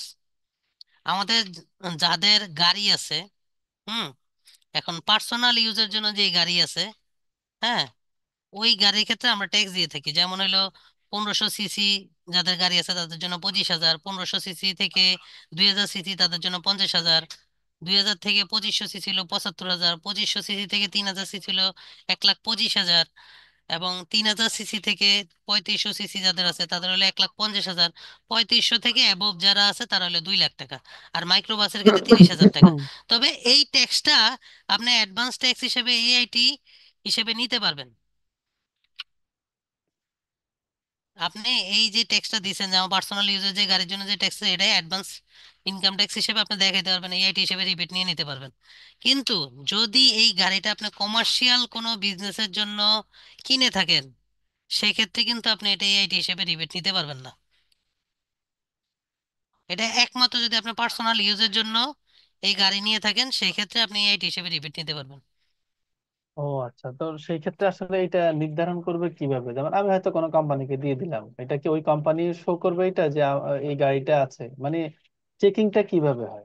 Checking ওই যে আপনার এই ইয়া থেকে কেনার সময় আপনার ওই যে বিটিআরসি তে আপনি যখন নিবন্ধিত করবেন, সেক্ষেত্রে মনে হয় কোনো অপশন আছে, কিন্তু এই ধরনের এখন পর্যন্ত কিছু আছে কিনা আমি ঠিক জানি না, যে আচ্ছা, আচ্ছা, কোনোভাবে চেক করা যায় কিনা কমার্শিয়াল পারপাস না। বাংলাদেশের ক্ষেত্রে ম্যাক্সিমামই তো ধরেন যে গাড়ি কিনে নিজের জন্য শুধু কমই, খুব কম লোকে আছে, আর অনেকে কিনে হয়তো ভাড়া দিয়ে রাখে, মাসে সপ্তাহে 1 দিন 2 দিন ইউজ করে, এরকমই বুঝতে- বেশি। তো এটা আসলে খুব কমপ্লিকেটেড, আমি ঠিক জানি না কিভাবে আসলে আলাদা আচ্ছা, করে। আচ্ছা। নোমান ভাই, ধরেন জি। আমি একটা গাড়ি কিনলাম, আমি পার্সোনাল ইউজের জন্য কিনলাম, কিন্তু আমি বলবো যে এটা আমি এই ব্যবসায়িক কাজে ব্যবহার করি। তো এটা এনবিআর কিভাবে ডিটেক্ট করে বা কিভাবে পেপার সাবমিশন করতে হয় যে গাড়িটা কোন পারপাস ইউজ হচ্ছে আর কি? এটা আপনি যখন ওই যে এআইটি তে সিলেক্ট করে যাবেন, ওইখানে মনে হয় কোনো অপশন আছে যে কমার্শিয়াল পারপাস না পার্সোনাল। এআইটি রিবেট যখন নিতে যাবেন টেক্সট ফাইলে, আপনি অনলাইনে যখন সাবমিট করবেন ওইখানে অপশন আছে। কমার্শিয়াল হলে এক ধরনের আর পার্সোনাল হলে আরেক ধরনের, তাই হ্যাঁ, তো? কমার্শিয়াল হইলে আপনি এটা রিবেট হিসেবে নিতে পারবেন না। আর যদি আপনি আহ, যদি পার্সোনাল ইউজের জন্য নেন, সেক্ষেত্রে আপনি ট্যাক্স রিবেট হিসেবে নিতে পারবেন। আবার কমার্শিয়াল ইউজ হলে তো আপনি আরেকভাবে আইডেন্টিফাই করার সুযোগ আছে। তো আপনি তো কমার্শিয়াল যখন ইউজ করবেন, এই ইনকাম তো আপনার ট্যাক্স ফাইলে দেখাইতে হবে। এখন আপনি ট্যাক্স ফাইলে ইনকামটা না দেখে তো আপনি কমার্শিয়াল ইনকাম কিভাবে করলেন? এটা ট্যাক্স ফাইলে যখন ইনকাম ফ্রম আদার সোর্সের আন্ডারে আপনি দেখাবেন গাড়ি, গাড়ি ইউজ করে আপনি ইনকাম করছেন, এই ইনকামটা দেখালেই তো বোঝা যাবে যে এটা কমার্শিয়াল পারপাস। পার্সোনাল ইউজে তো কেউ ইনকাম করে না, তাই না? হ্যাঁ। আর যখন আপনি ইনকাম দেখাবেন না, তখন তো এটা রিবেটও নিতে পারবেন না। তার মানে ইনকাম যখন দেখাবেন তখন তো আপনি রিবেট নিতে পারবেন না, আর ইনকাম না দেখালে তখন আপনার পার্সোনাল ইউজ এটা রিবেট নিতে পারবেন।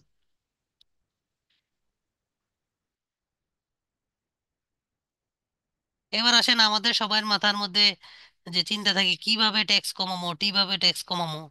কারণ ট্যাক্স কমানোর জন্য কি কি ওয়ে আছে, কোথায় আমরা ইনভেস্ট করলে ট্যাক্স কমাইতে পারবো, তার একটা ই দেওয়া আছে। যেমন আমি যদি কোনো লাইফ ইন্স্যুরেন্সের প্রিমিয়াম দিয়ে থেকে তার পলিসি পিরিয়ড 10% পর্যন্ত, যেটা আমি ইনভেস্টমেন্ট হিসেবে দেখাইতে পারবো।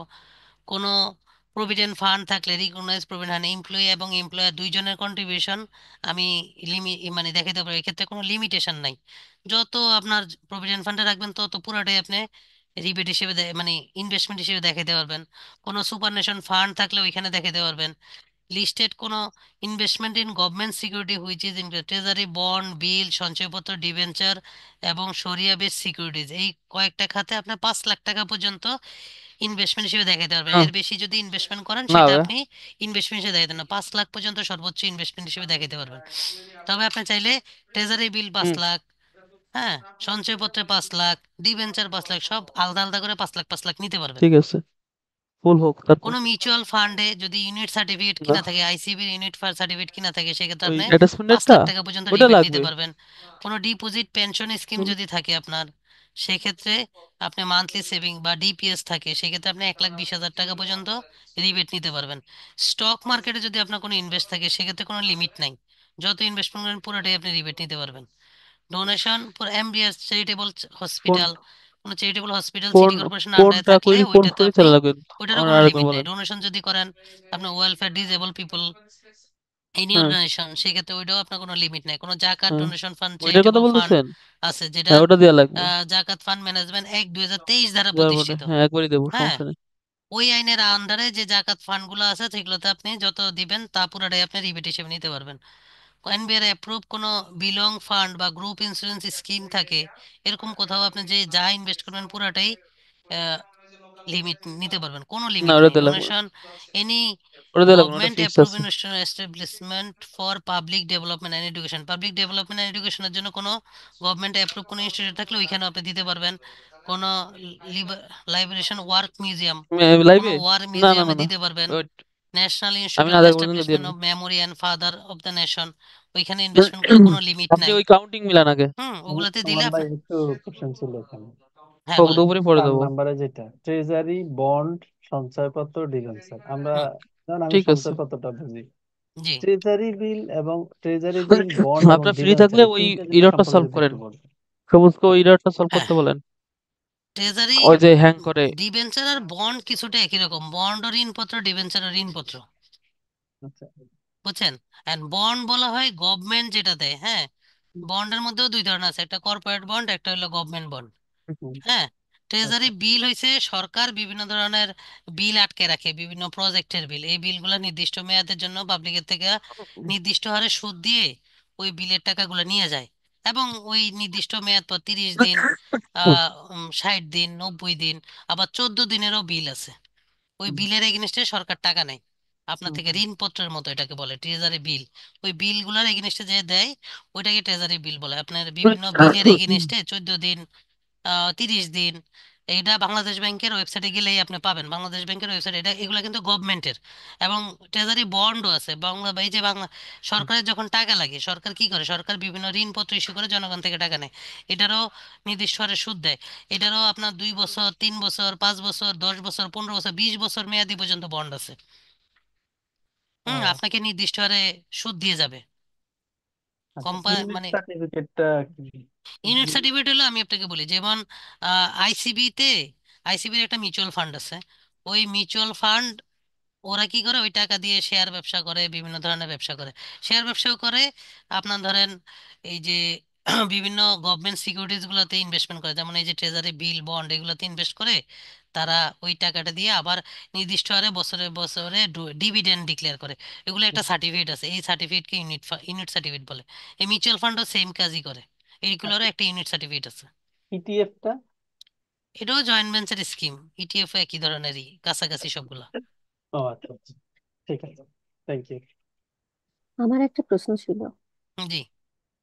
এখন বর্তমানে এই দেশের এই প্রেক্ষাপটে 14 নম্বরে কোনো পরিবর্তন এসছে কিনা, বা 14 নম্বরের না, এখন পরিবর্তে পর্যন্ত, কোনো এখন কিছু পর্যন্ত আসছে কোনো কিনা? চেঞ্জ আসে নাই। নতুন আচ্ছা, যে সামনে যে ট্যাক্সের হয়তো ইয়ে হবে, তখন যদি কোনো চেঞ্জ আসে। তবে সরকার শুনেছি যে এই ইনভেস্টমেন্টের খাতগুলা কমানোর চেষ্টা করতেছে, রিবেটের খাতগুলা। ধন্যবাদ। জি। এবার আসেন, ইনভেস্টমেন্ট করলেই যে আপনি পুরোটা রিবেট পাবেন তা কিন্তু না। হ্যাঁ, এখন ইনভেস্টমেন্টের ক্ষেত্রে এখানে একটা কন্ডিশন দেওয়া আছে, আপনার যে ট্যাক্সেবল ইনকাম আছে, যে ধরেন আপনার 20 লাখ টাকা ইনকাম হলো, তার থেকে 4.5 লাখ টাকা ওই যদি আপনি ওই যে এজেন্টেড ইনকামটা পান, ওইটা বাদ দেওয়ার পর যেই টাকা, ওইটার হচ্ছে 3%। হ্যাঁ। আর ইনভেস্টমেন্ট যা করছেন তার উপরে 15%, অথবা 10 লক্ষ টাকা, এটা তিনটার মধ্যে যেটা কম ওই টাকাটা আপনি রিবেট নিতে পারবেন। এবং আমি একদম শেষে একটা এক্সাম্পল দিব, এবং দেখবেন ওইখানে আপনার অনেক কিছু ক্লিয়ার হয়ে যাবে। আপনার কোনোভাবেই সুযোগ নাই যে বেশি রিবেট নেওয়ার। আপনার ধরেন যদি আপনার 16 লাখ টাকার উপরে যদি 3% আসে, 3% আসে 48 হাজার টাকা। এখন আপনি ইনভেস্টমেন্ট করলেন ধরেন 5 লাখ টাকা। 5 লাখ টাকার হচ্ছে আপনি 15% কত পান? 15% পান 75 হাজার। তাহলে আপনি আর হলো 10 লাখ টাকা, তাহলে আপনার সর্ব মিনিমামটা কোনটা? 48 হাজার। আপনি 48 হাজার বেশি রিবেট নিতে পারবেন না। সো আপনাকে ইনভেস্টমেন্ট করতে হবে, আপনাকে দেখতে হবে কত আমার সর্বোচ্চ রিবেট, আমি কতটুকু আমার যে স্যালারি ট্যাক্সেবল ইনকাম, ওইটাকে যদি আমি 3% দ্বারা গুণ দিই, তাহলে আমার কত টাকা হয়? তাহলে আমার ওই টাকা রিবেট নেওয়ার জন্য আমার কত পার্সেন্ট ইনভেস্টমেন্ট করলেই যথেষ্ট। এর বেশি ইনভেস্টমেন্ট করলে আপনি এর বেশি রিবেট নিতে পারবেন না। সো আমাকে ইনভেস্টমেন্ট করার সময় আমাকে প্ল্যান করতে হবে যে আমার ট্যাক্সেবল ইনকামের কত পার্সেন্ট পর্যন্ত আমি রিবেট নিতে পারবো।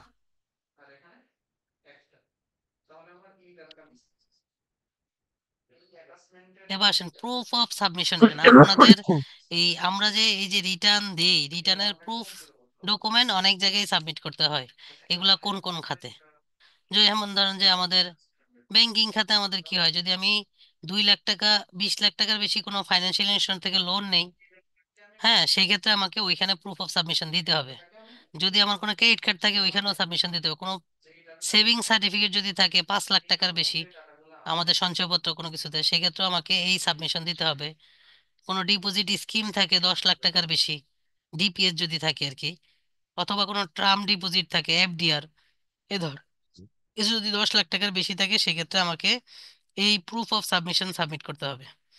এবং কোনো যদি আমাকে সিটি কর্পোরেশনের কোনো যদি ট্রেড লাইসেন্স, তামিম ভাই হ্যাঁ, কি বললো ট্রেড যে লাইসেন্স নিতে হয়, আমি লাইসেন্স হচ্ছে রেনুয়াল ম্যাক্সিমাম করতে কত হয়, পার্সেন্ট ড্রাগ লাইসেন্স নিতে ই হয়, করতে ফায়ার পারবো, লাইসেন্স নিতে হয়, ডিপিএস বা তারপরে এই ধরনের করতে ম্যানুফ্যাকচারিং পারবো? ব্রিক্স 3% তৈরি না কত করার জন্য পার্সেন্ট বললো? এনভায়রনমেন্ট সার্টিফিকেট ওইখানে, বলছেন ওই এরপরে প্রসঙ্গটা? Agency certificate, insurance company license, enrollment, vendor deed writing stamp, এগুলোর প্রত্যেকটা জায়গায় কত আপনাকে, এবং পার্সেন্ট আমি কোনো ডিপোজিট ধরনের করতে পারবো হোটেলের জন্য license, maximum? Restaurant, hospital, clinic, হুম হুম diagnostic centre, ownership, fitness renewal, বলছে তিন মোটর পার্সেন্ট ভেহিকেলস, কিন্তু কোন প্রত্যেক টাকা তিন জায়গায় আপনাকে পার্সেন্ট এই যে রিটার্ন সাবমিশন করছেন তার প্রুফ সাবমিট করতে হয়।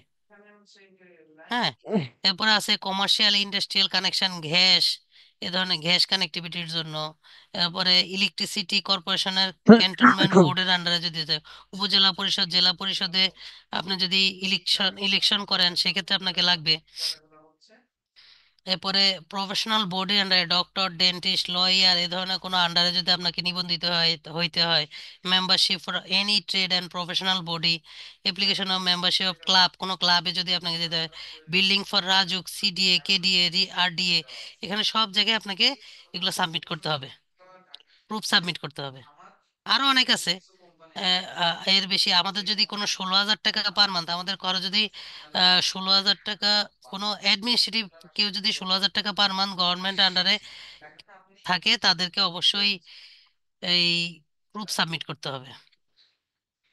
এত ডিসকাসে গেলাম না, আমি যেহেতু লাস্টে আমি আরো কিছু স্লাইড আছে নমন তো। ভাই, জি। ওই পূর্বের স্লাইডে ওই একটা আরেকটা বার যদি একটু বোঝাতেন, ওই যে 3%-এর যে বিষয়টা বললেন যে আমি ম্যাক্সিমাম কত পার্সেন্ট মানে হ্যাঁ ভাই, ওইটা আমি ইনভেস্ট করতে পারবো? লাস্টে যে এক্সেলটা দেখাবো ওইখানে আপনি ক্লিয়ার হয়ে যাবেন। ওকে, ঠিক আছে, জি। Thank G. ইউ। এবার আসেন ট্যাক্স রিটার্ন। হ্যাঁ, আমাদের কারোই যদি ট্যাক্সেবল ইনকাম যদি 3.5 লাখ টাকা ক্রস করে, তাকে অবশ্যই ট্যাক্স রিটার্ন সাবমিট করতে হবে। কোন কোন ক্যাটাগরিতে বলে আপনাকে ট্যাক্স রিটার্ন সাবমিট করতে হবে? হ্যাঁ, ইনধারী সবাই কিন্তু ট্যাক্স রিটার্ন দিতে হয় না, কিন্তু কারো কারো ক্ষেত্রে বাধ্যতামূলক হয়ে যায়। যদি আপনার ট্যাক্সেবল ইনকাম 3.5 লাখ, মেয়েদের ক্ষেত্রে 4 লাখ ক্রস করে, সেক্ষেত্রে আপনাকে ট্যাক্স দিতে হবে, তার মানে ট্যাক্স রিটার্ন সাবমিট করতে হয়। যদি কোনো কারো যদি একবার ট্যাক্স রিটার্ন দিয়েছেন, হ্যাঁ, এরপর 3 বছর দেন নাই, তাদের জন্য ট্যাক্স রিটার্ন দিতে হবে। Share holder, director, executive manager of company এই ধরনের কেউ থাকলে অবশ্যই তাকে ট্যাক্স রিটার্ন সাবমিট করতে হবে। ইফ কোনো ফার্ম এবং পার্টনার ফার্ম থাকলে তাকে অবশ্যই ট্যাক্স রিটার্ন সাবমিট করে। Any individual enjoying assumption and reduce rate of tax under chapter act, act দেওয়া আছে, এই অ্যাক্টের আন্ডারে যারা আছে তাদেরকে অবশ্যই রিটার্ন সাবমিট করতে হবে। এনি ইন্ডিভিজুয়াল মেবি আপনার এলিজিবল ট্যাক্স অ্যান্ড দেওয়া লাগে রেজিস্টার্ড না? As a tax payer tax section কাটে এত না টু আপনার? সিক্সটি ওয়ানের আন্ডারে যদি কোনো সাড়ে এলিজিবল তিন লাখ হলে রেজিস্টার তো ট্যাক্স থাকে, কাটে। তাকেও রিটার্ন সাবমিট করতে ট্যাক্স হবে। কাটে না? ফার্নিশ কোনো প্রুফ সাবমিশন আসসালামু আলাইকুম 264। ভাইয়া। 12 বছর হ্যালো, হয় না, সাড়ে তিন জি লাখ ভাইয়া, আমার একটা কোশ্চেন ছিল। জি জি আচ্ছা ভাইয়া, আমি আপনার হচ্ছে যে আমার একটা টিন সার্টিফিকেট করা হয়েছিল এবং আমি একবার গত বছর আমি রিটার্ন জমা করেছিলাম, জিরো রিটার্ন। জি তো আমি মূলত ওই টিনটা করেছিলাম হচ্ছে ক্রেডিট কার্ডের জন্য। জি। এখন মাঝখানে আমি আর রিটার্ন জমা দিই নাই, বা আমি ট্যাক্সের আওতায় পড়ি নাই। তো সেক্ষেত্রে এখন এটা কি হতে পারে ইন আপনি তো ফিউচারে? ওই যে ক্রেডিট কার্ডের জন্য আপনাকে প্রত্যেক বছর রিটার্ন সাবমিট করতে হবে, নাহলে কিন্তু আপনাকে ক্রেডিট কার্ড বন্ধ করে দিবে। আচ্ছা।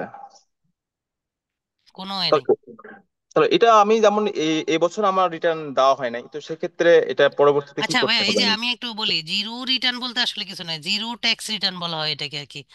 জিরো রিটার্ন বলতে আসলে, এখন জিরো রিটার্ন বলতে বোঝায় যে সব কিছু জিরো আপনার। জিরো মানে ট্যাক্স আপনার জিরো, কিন্তু আপনার অ্যাসেট থাকতে পারে, বিভিন্ন ইনকাম তো আপনার জিরো না, তাই না? জি জিরো রিটার্ন বলতে আসলে কিছু নেই, জিরো ট্যাক্স রিটার্ন। জি। আচ্ছা, এবার আসেন পেনাল্টি। হুম, যদি আপনি আপনাকে অবশ্যই যদি কোনো নন রেসিডেন্ট ইন্ডিভিজুয়াল হ্যাঁ কোনো no fixed based in Bangladesh, যদি তার কোনো কোনো ফিক্সড কোনো বেস না থাকে, নন রেসিডেন্ট, তাকে অবশ্যই রিটার্ন সাবমিট করতে হবে। If exempted to filing by NBR by the way of notice publish, কোনো অফিসিয়াল গ্যাজেট ব্যতীত কেউ যদি না থাকে, তাইলে তাকে অবশ্যই রিটার্ন সাবমিট করতে হবে। এবার যদি আপনি রিটার্ন সাবমিট করতে না পারেন, সেক্ষেত্রে পেনাল্টি কি? হ্যাঁ, পেনাল্টি হচ্ছে 10%। আপনার যে last year tax tax payable ছিল লাস্ট অ্যাসেসমেন্ট ইয়ারে, তার 10% অথবা 1,000 টাকা, এর মধ্যে যেটা বড় মানে যেটা বড় ওইটাই আপনাকে পেনাল্টি করবে। ঠিক আছে? ধরেন আপনি লাস্ট ইয়ার যে ট্যাক্স পেয়েবল ছিল, যদি আপনি এই বছর ট্যাক্স না রিটার্ন না দিয়ে থাকেন, লাস্ট ইয়ার যে আপনার ট্যাক্স পেয়েবল ছিল তার 10% অথবা 1,000 টাকা, এর মধ্যে যেটা বড় ওইটাই আপনাকে ট্যাক্স দিতে হবে। ইন কেস কন্টিনিউ যদি আপনি এবং ডিফল্ট করে যান, সেক্ষেত্রে আপনার জন্য কি? যদি আপনি ধরেন 1 বছর দেন নাই এমন না, আপনি 2-3 বছর টানা দেন নাই, সেক্ষেত্রে হবে আপনার প্রতিদিনের জন্য 50 টাকা করে পেনাল্টি, ডেজ বেসিস। হুম। আবার কিছু কিছু ক্ষেত্রে আবার আছে যে আপনার এই impose such does not exist the following, যদি এই যেগুলো না হয়, সেক্ষেত্রে কি আছে? সেক্ষেত্রে হচ্ছে আপনি যদি প্রিভিয়াসলি কোনোবারই অ্যাসেসমেন্ট দেন নাই, ফার্স্ট টাইম মানে টিন নিছিলেন কিন্তু কখনো অ্যাসেসমেন্ট দেন নাই, সেক্ষেত্রে হয়তো ইন্ডিভিজুয়ালের ক্ষেত্রে আপনাকে শুধুমাত্র 5,000 টাকা জরিমানা করতে পারে। হ্যাঁ, অথবা লাস্ট অ্যাসেসমেন্ট ইনকাম ইয়ার যে আপনি দিছেন, ওই ইনকামের আপনার যে মানে যে ট্যাক্স আসছে তার তার 50% অথবা 1,000 টাকা, যেটার মধ্যে কম, মানে আপনাকে প্রিভিয়াসলি আপনি কখনোই রিটার্ন দেন নাই। হ্যাঁ, এই বছর এসে ফার্স্ট টাইম রিটার্ন দিচ্ছেন, আপনার কিন্তু ট্যাক্সেবল ইনকামের আন্ডারে পড়ে গেছিল, আপনি দেন নাই, সেক্ষেত্রে আপনাকে 5,000 টাকা ট্যাক্স পানিশমেন্ট করতে পারে। অথবা আপনার যে লাস্ট যখন ইনকাম অ্যাসেসমেন্ট দিবেন, সেই ক্ষেত্রে যখন আপনি দেখবেন যে আপনার ইনকাম অ্যাসেসমেন্টের টাকা কত আসে, হুম, হইতে পারে 10,000, হইতে পারে 5,000, 6,000, সেক্ষেত্রে আপনার 1,000 টাকা অথবা 50%, যেটার মধ্যে হায়ার ওইটাই আপনাকে ট্যাক্স হিসেবে দিতে হবে, পেনাল্টি করতে হবে। রহমান ভাই, যদি ওই যে ডেইলি জরিমানাটা যদি আরেকবার একটু ব্যাখ্যা করতেন। ডেইলি হয়েছে যারা ধরেন কন্টিনিউ কয়েক বছর যাবত রিটার্ন সাবমিশন করতেছে না, ধরেন সে কিন্তু রিটার্নের সাবমিটের বাধ্যতামূলকের আন্ডারে পড়ে গেছে, ধরেন তার ইনকাম 3.5 লাখের আন্ডারে চলে গেছে। হ্যাঁ, সে কন্টিনিউ রিটার্ন দিচ্ছে না, তিন নিছে, আচ্ছা। তার জন্য পার ডে 50 টাকা করে জরিমানা। ও আচ্ছা। এবার আসেন, আমাদের ট্যাক্স রিটার্নের ডেডলাইন হলো 30শে নভেম্বর, যদিও আমাদের গভর্নমেন্ট প্রত্যেক বছরই বাড়ায়, এটাকে ট্যাক্স ডে হিসেবে বলা হয়। হ্যাঁ, 30শে নভেম্বরকে ট্যাক্স ডে বলা হয় এবং শেষ দিন থাকে বেসিক্যালি 30শে নভেম্বর। এরপর গভর্নমেন্ট বিভিন্ন সার্কুলারের মাধ্যমে প্রত্যেক বছরই মানে আপনার বাড়ায়।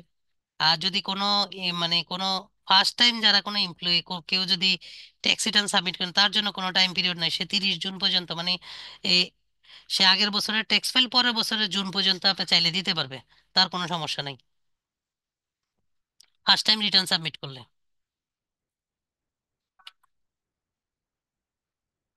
এবার আসেন সেলফ অ্যাসেসমেন্ট। আপনি যদি মনে করেন যে আমি রিটার্ন সাবমিশন একবার করছিলাম, করার পরে আমি মনে করতেছি যে আমার ট্যাক্স ফাইলে কোনো ভুল আছে, আমি এই ধরনের কোনো এরর সংশোধন করতে চাই, সেক্ষেত্রে আপনাকে সেলফ অ্যাসেসমেন্টের আন্ডারে আবার রিটার্ন সাবমিট করতে হবে।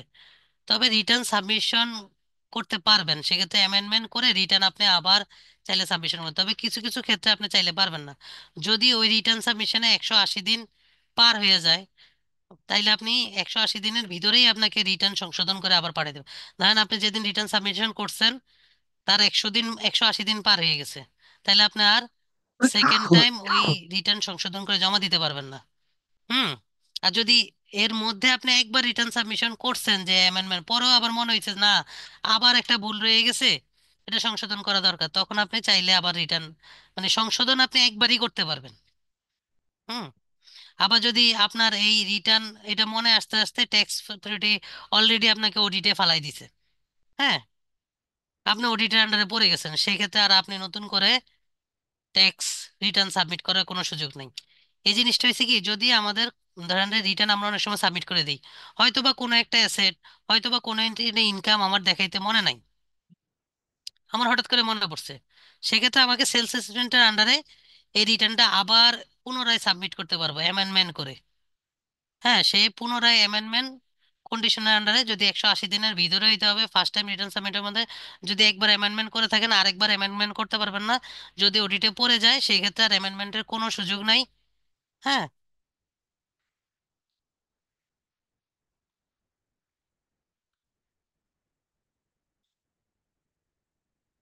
এবার সেই statement asset and liabilities and life style.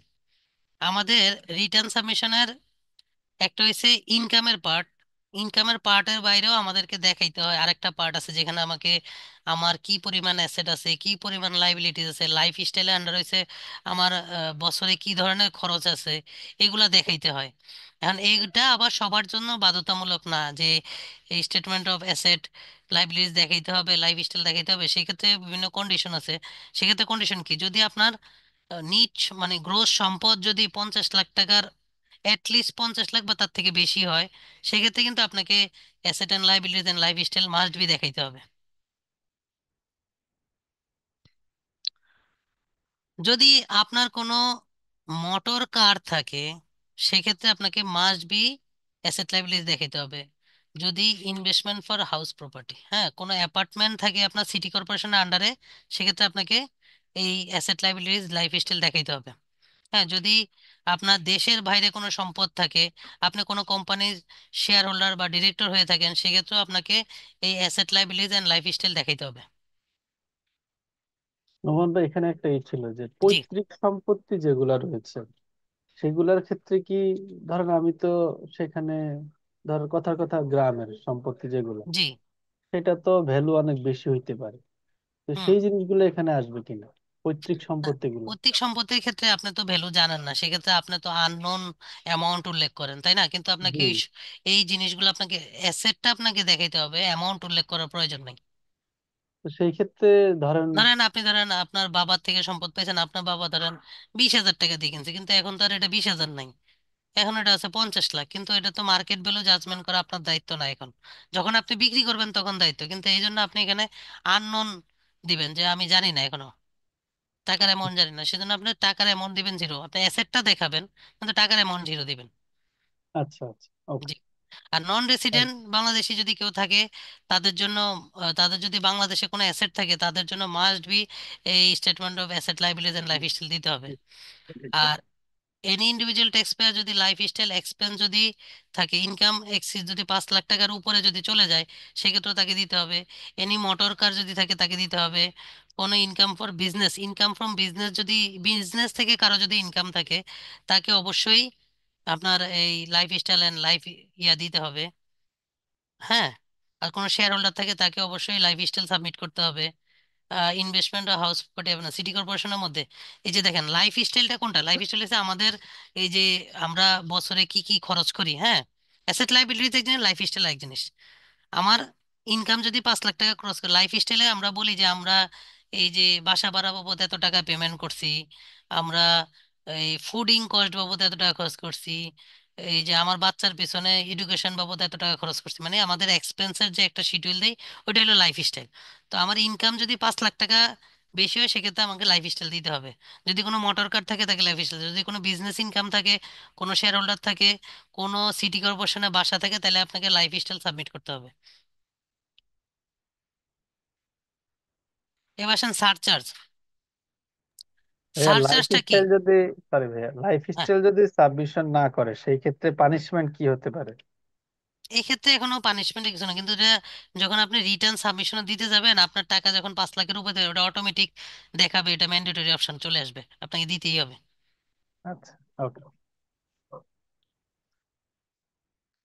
এবার আসেন, আমাদের মোট অ্যাসেট, যদি অ্যাসেট থেকে লাইবিলিটিস বাদ দেওয়ার পর যদি আমার নিট অ্যাসেট যদি আমার 4 কোটি টাকা পর্যন্ত থাকে, সেক্ষেত্রে আমার কোনো সারচার্জ দিতে হবে না। 4 কোটি 1 টাকা থেকে 10 কোটি টাকা পর্যন্ত হইলে, আর যদি আমার কোনো এই যে বিভিন্ন সিটি কর্পোরেশনের আন্ডারে 8,000 স্কোয়ার ফিটের কোনো অ্যাপার্টমেন্ট থাকে, প্রপার্টি থাকে, সেই ক্ষেত্রে আমার 10% ট্যাক্স দিতে হবে। ওই ভ্যালুর উপরে 10% ট্যাক্স দিতে হবে। 4 কোটি টাকার উপরে, 4 কোটি পর্যন্ত ফ্রি। 4 কোটির উপরে যদি আপনার অ্যাসেট থাকে, সেক্ষেত্রে আপনাকে বাকি অ্যামাউন্টের উপরে 10% চার্জ দিতে হবে, 10 কোটি পর্যন্ত। এবং 10 কোটি থেকে 20 কোটি পর্যন্ত 20%, 20 কোটি থেকে 50 কোটি পর্যন্ত 30%, 50 কোটির উপরে গেলে 35% আসলে আপনাকে সারচার্জ দিতে হবে। এবার আসেন এনভায়রনমেন্টাল সারচার্জ, যেটা হচ্ছে আমাদের যাদের পার্সোনাল গাড়ি আছে। হ্যাঁ, পার্সোনাল গাড়ি থাকলে আপ টু 1500 সিসি পর্যন্ত 25,000 টাকা, 1500 সিসি থেকে 2,000 সিসি পর্যন্ত 50,000, 2,000 সিসি থেকে 2,500 সিসি পর্যন্ত 75,000, 2,501 থেকে 3,000 পর্যন্ত হলে 1,50,000, এ ধরনের। তারপরে 3,000 থেকে 3,500 হলো 2 লাখ, 3,500 থেকে উপরে যারা আছে তাদের 3.5 লাখ পর্যন্ত এনভায়রনমেন্টাল সার্চার্জ দিতে হবে। তবে এটা কিন্তু আপনি এআইটি হিসেবে দেখাইতে পারবেন না, এটা আপনাকে সার্চার্জ আলাদাই দিতে হবে। আচ্ছা, জিনিসটাই কি? এটা কি এভরি ইয়ার ইয়ার ভাই নোমান ভাই, জি। নাকি গাড়ি যখন কিনবে তখনই? হুম। যেমন আমরা মোটরসাইকেল কিনলে একবারই দিলেই হয়ে যায়। মোটর আর সাইকেলের না, এটা তো ওই যে কারের জন্য কারে এলে প্রতি বছর দিতে হয়, তাই তো? প্রত্যেক বছর দিতে হবে। ও, কারে হ্যাঁ। তো।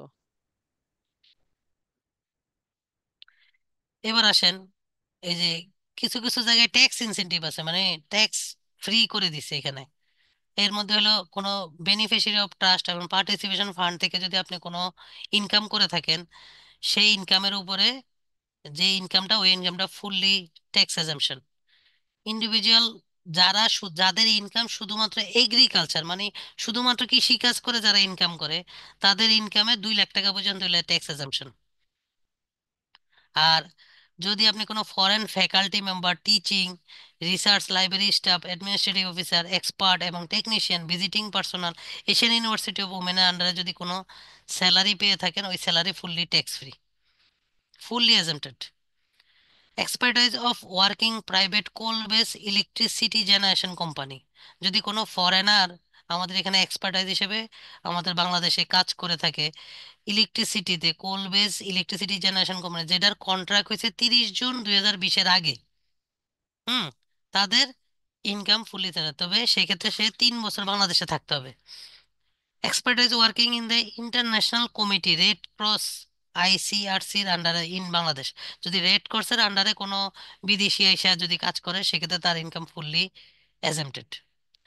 এরপরে expertise working as a technician, professional scientist, senior administrative staff, adviser, consultant, local development networking institute under Aga Khan development network. Aga Khan development আন্ডারে যদি এই ধরনের কাজ করে থাকে, সেক্ষেত্রে তার ইনকামটা ফুললি এজেম্পটেড। নোমান ভাই, এখানে দুইটা প্রতিষ্ঠানের নাম উল্লেখ করছে সরকার, একটা দেখলাম যে আপনার এশিয়ান ইউনিভার্সিটি ফর উইমেন, হুম। আর একটা হচ্ছে আগা খান। এগুলাকে কেন করা হয়েছে? সেটা আসলে সরকার জানে, আমি ঠিক যা ভাই জানি না আচ্ছা, কেন আচ্ছা। সরকার এটাকে দিছে। এবার দেখেন, হ্যাঁ, তাদের ক্ষেত্রে তখনই ফুললি এজেন্টেড হবে, তবে তাদের জন্য এই যারা এক্সপার্টাইজ হিসেবে দেখাবে তাদের জন্য ট্যাক্স ক্লিয়ারেন্স সার্টিফিকেট থাকতে হবে। ধরেন আমরা আমাদের সফটওয়্যার কোম্পানির জন্য ট্যাক্স এজেন্টেড, আমাদের কি করতে হয়, আমাদের কিন্তু ট্যাক্স এজেম্পশনের জন্য এনবিআর থেকে একটা সার্টিফিকেট নিয়ে আসতে হয় যে আমরা এই সফটওয়্যার ডেভেলপমেন্টের জন্য আমাদের জন্য ট্যাক্স এজেম্পশন। ঠিক তারা যারা ট্যাক্স এক্সপার্টাইজ মানে যারা এক্সপার্টাইজ হিসেবে আমাদের এখানে থাকবে কাজ করবে, তাদেরকে অবশ্যই এনবিআর থেকে একটা ট্যাক্স এক্সপার্টাইজ সার্টিফিকেট নিয়ে আসতে হবে, তার আন্ডারেই তাদের স্যালারি ফুললি এজেম্পটেড হবে। তাকে অবশ্যই অ্যাপ্লিকেশন করেই এই ট্যাক্স ক্লিয়ারেন্স সার্টিফিকেট নিয়ে আসতে হবে। এবার আসেন offshore asset, penalty of non disclose of offshore asset. যদি আপনি কোনো অ্যাসেটকে যদি আপনার অ্যাসেটের আন্ডারে না দেখান, সেক্ষেত্রে আপনার কি কি কি পানিশমেন্ট হইতে পারে। হ্যাঁ, আপনি যদি কোনো অ্যাসেট দেখান নাই কিন্তু সেই ক্ষেত্রে আপনাকে ওডি মানে ট্যাক্স অথরিটি কোনোভাবে ধরে ফেলছে, যে সেক্ষেত্রে আপনি কোনো স্যাটিসফ্যাক্টরি এক্সপ্লেনেশন দিতে পারেন নাই যে এই অ্যাসেটটার এগেইনস্টে আপনার সোর্স অফ ইনকাম কি, সেক্ষেত্রে আপনি ফুললি পেনাল্টির আন্ডারে পড়ে যেতে পারেন। সে পুরো অ্যাসেটটার জন্য আপনাকে পেনাল্টি দিয়ে দিতে পারে সে, মানে ট্যাক্স অথরিটি। তার জন্য কি করতে হবে, তার জন্য তাদের একটা বোর্ড হয়। বোর্ড কিন্তু ওই পাওয়ার অফ অথরিটি রাখে আপনার অ্যাসেট সেল করে দেওয়ার পূর্ণ অথরিটি রাখে, এবং বোর্ড যে কোনো ধরনের ইনভেস্টিগেশন করতে পারে। এবং চাইলে এই অ্যাসেটে এই বোর্ড কখনই ইনভেস্টিগেশন করে যখন এটা সে কনফিডেন্স যে এই অ্যাসেট সে তার রিটার্নে সাবমিট করে নাই, এবং যে কোনো ধরনের অ্যাকশন নিতে পারে। সে অ্যালাউ কন্ডাক্ট পারমিট এবং এই অ্যারেঞ্জ ইনকোয়ারি ইনভেস্টিগেশন, এই ইনভেস্টিগেশনের জন্য অবশ্যই ডেপুটি কমিশনারের নিচে কেউ থাকবে না। ডেপুটি কমিশনার সর্বনিম্ন পদ থাকবে, ডেপুটি কমিশনার এই ইনভেস্টিগেশনের জন্য।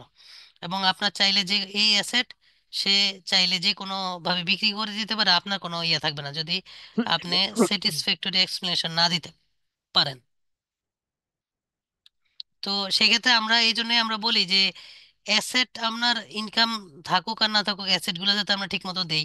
অ্যাসেট গুলো যদি পরবর্তীতে কোনো ওই যে আমাদের এই যে কালো টাকা বলে না, কালো টাকা কখন হয় যখন আমি অ্যাসেট গুলো না দেখাই। হুম, ইনকাম হিসেবে ইনকাম হয়েই তো আমার এগুলো অ্যাসেট ঢোকে, তাই না? তো এখন আমি যখন ইনকামও দেখাই না, অ্যাসেটও বাড়াই না, যখন এটা এটা ট্যাক্স অথরিটির কাছে যখন এটা ডিসক্লোজ না থাকে, তখনই এটা কালো টাকায় পরিণত হয়ে যায়। আসলে টাকা কোনোদিন কালো হয় না, যেটা আপনি ট্যাক্স রিটার্নে সাবমিট করেন না, ওইটাই হলো কালো টাকা। প্রেজেন্টেশন এখানেই শেষ। এবার আহ, এই প্রেজেন্টেশন রিলেটেড যদি কারো কোনো কোশ্চেন থাকে আগে বলেন, পরে আমি একটা এক্সেলের মাধ্যমে আপনাদের একটা ক্যালকুলেশন দেখাবো।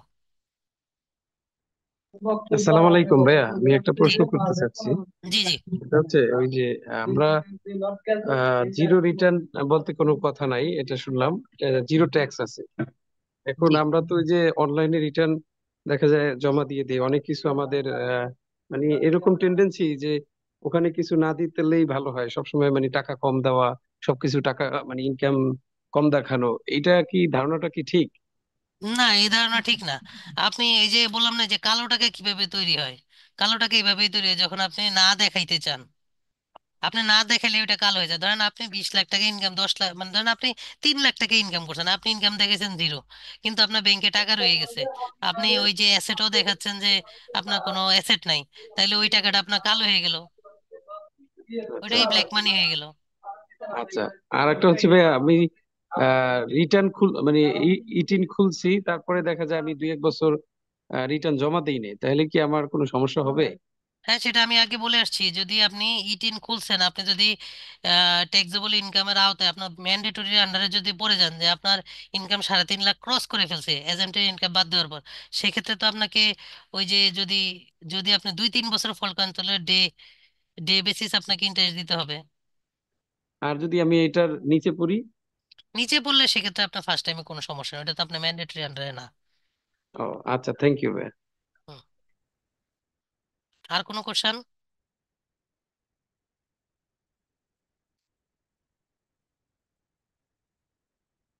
আর কি কারো কোনো কোশ্চেন আছে? আমার একটা কোশ্চেন ছিল, জি। সেটা হচ্ছে যে উম, আহ, রমন ভাই, মহান যদি 1 বছর এক বছর যদি কেউ ই না করে, কারণ 1 বছর কেউ ভুল ভুল করবে বা কোনো কারণে তার সাবমিশন দেওয়া হয় নাই, ওইটারই কি প্ল্যান কি? ভাইয়া বুঝি নাই, আরেকটা যদি বলতেন। বলছি ধরেন আমি প্রতি বছরই করি হুম। ট্যাক্স রিটার্ন জমা দিতে, কিন্তু এই বছর যদি কারণে মিসম্যাচ হয়ে গেছে বা ভুলে গেছে বা সে হুম। ধরেন দেশের বাইরে ছিল ওই ধরেন, যে ওইটার জন্য ওই যে আহ, বলা আছে ওই লাস্ট তার ইনকাম ইয়ারে, লাস্ট ইনকাম ইয়ারে আপনার যে ট্যাক্সটা আসছে তার 10% অথবা 1,000 টাকা, এটার মধ্যে যেটা হায়ার ওইটা দিবেন, ওইটা পেনাল্টি হবে। আহ, আচ্ছা ঠিক আছে। জি। আপনার 5,000 টাকা ইনকাম হলে 5,000 টাকা 10% অথবা 1,000, এটার মধ্যে যেটা বড় ওইটাই দিবেন। আর কোনো কোশ্চেন? হ্যাঁ, আচ্ছা। সোহানা আপু মনে কোনো কোশ্চেন হ্যাঁ, করতে হ্যাঁ, চাইছিলেন? হ্যাঁ, আমার একটা ছিল, সেটা হচ্ছে যে পুরুষ এবং মহিলাদের কিছু ট্যাক্স স্লট ছিল, সেটা যদি একটু ডিসক্রাইব করতেন সেটা যে। আমি মনে হয় বলছি, তারপর আবার বলতেছি। পুরুষের জি। জন্য ওই যে 3.5 লাখ, আর মেয়েদের জন্য 4 লাখ। হ্যাঁ, হ্যাঁ, ঠিক আছে। মেয়েদের জন্য এই যে দেখেন 4 লাখ, এই যে আপনি হুম, এই হুম। স্ল্যাবটাতে দেখেন, ইনকাম ট্যাক্স রেটে দেখেন, এখানে বলা আছে ছেলেদের জন্য 3.5 লাখ, মেয়েদের জন্য সরি, চার এটা লাখ বুঝতে। হুম। আর থার্ড জেন্ডার বা ডিসেবিলিটির জন্য 4,75,000, আর গেজেটেড ফ্রিডম ফাইটার হলে 5 লাখ। যদি আপনার কোনো প্রতিবন্ধী সন্তান থাকে সেক্ষেত্রে আপনি আরো 50,000 টাকা যোগ করে নেবেন। Thank you. G. R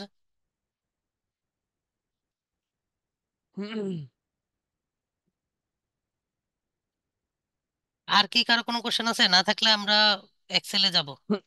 next 1 lakh, next 4 lakh, আমার মনে হয় নেক্সট আমার আর নাই, 5 লাখ, নোমান ভাই নেক্সট আপনি 5 যেতে লাখ, পারেন। Thank you. পাঁচ 10।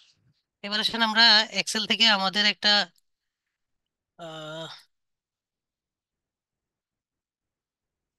পাঁচ কিভাবে আপনি আপনার স্যালারি ট্যাক্স পাঁচ ক্যালকুলেশন পাঁচ করবেন তার একটা পাঁচ। ডেমো এখানে প্রেজেন্ট করতেছি।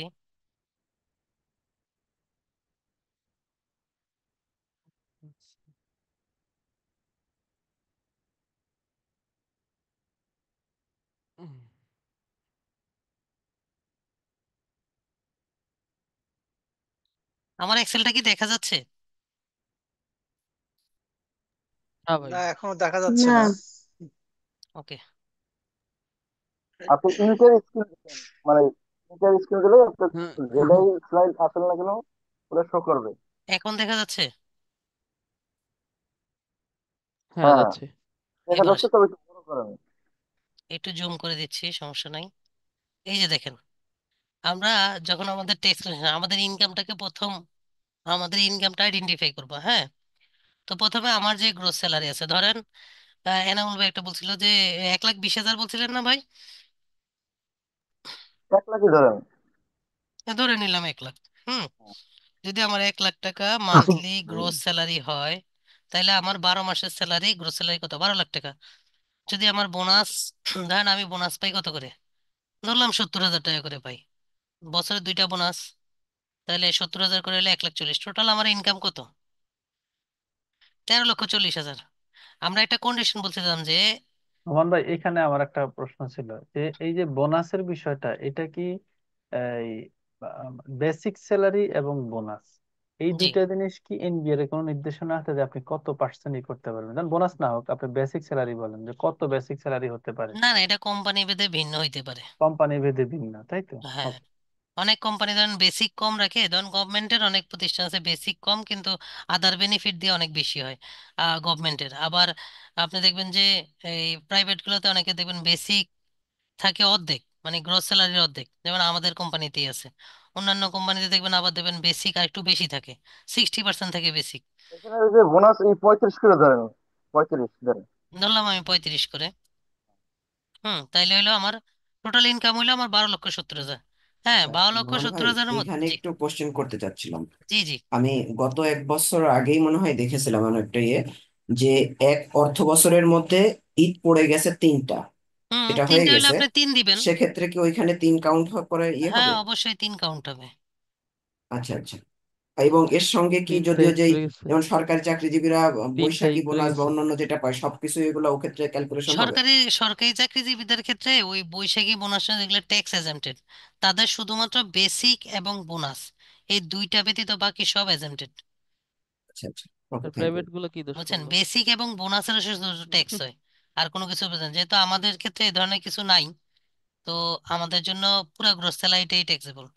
আমাদের জন্য আছে এই যে অ্যাজেম্পটেড এর হারটা হইছে এইভাবে, যে আমার 12,70,000 টাকার 3/1 অংশ অথবা 4.5 লাখ টাকা। দেখেন 3/1 অংশ হয়েছে আমার 4,23,000 টাকা, আর 4.5 লাখ টাকা, এই দুইটার মধ্যে যেটা কম ওইটা আমার জন্য অ্যাজেম্পটেড। ওই ইনকামটা আমার জন্য ফ্রি, ট্যাক্স ফ্রি, মানে প্রথমে অ্যাজেম্পটেড। তাহলে এটা বাদ দেওয়ার পরে আমার ট্যাক্সেবল ইনকাম কত হইলো? 8,46,000। ঠিক আছে, এখন আমি যদি ধরি যে আমরা একজন পুরুষ হিসাব করতেছি, প্রথম 3.5 লাখ পর্যন্ত, হ্যাঁ, আমার কোনো ট্যাক্স নাই। এরপরে আস্তে আস্তে 3.5 লাখ থেকে 4.5 লাখ পর্যন্ত হলো 1 লাখ টাকা, এই 1 লাখ টাকা হচ্ছে 5%। এরপরে 4.5 লাখ থেকে 8.5 লাখ পর্যন্ত হইলো 4 লাখ। হুম, এই 4 লাখের হচ্ছে 10%।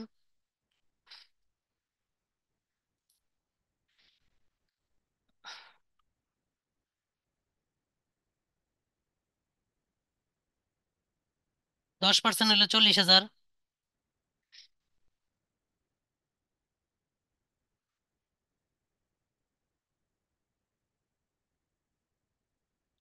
তাহলে আমার 8.5 লাখ টাকা কিন্তু হয়ে গেল, তাই না? তাহলে আমার বাকি আর অ্যামাউন্ট কত থাকে? এখানে কিন্তু আমার 3.5 লাখ, 4.5 লাখ, 8.5 লাখ, আমার টোটাল ট্যাক্সেবল ইনকাম কত? 8,46,000। তাহলে আমি এই টাকা থেকে মাইনাস দিব 8.5 লাখ টাকা। বাদ দেওয়ার পর যেই টাকাটা থাকবে ওইটা হচ্ছে আমার আসবে, ও এখানে তো কমই আছে, 8.5 লাখ হবে না, এখানে একটু কম আসবে।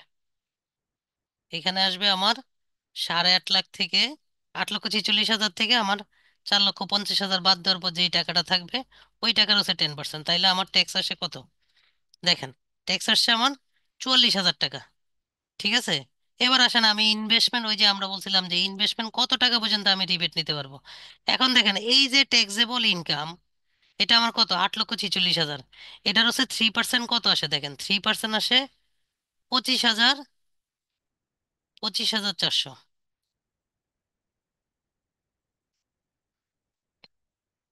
এই যে দেখেন আমার এই যে ট্যাক্সেবল ইনকামের হচ্ছে যদি 3% দেই, তাইলে আমার এটা আসে 25,400।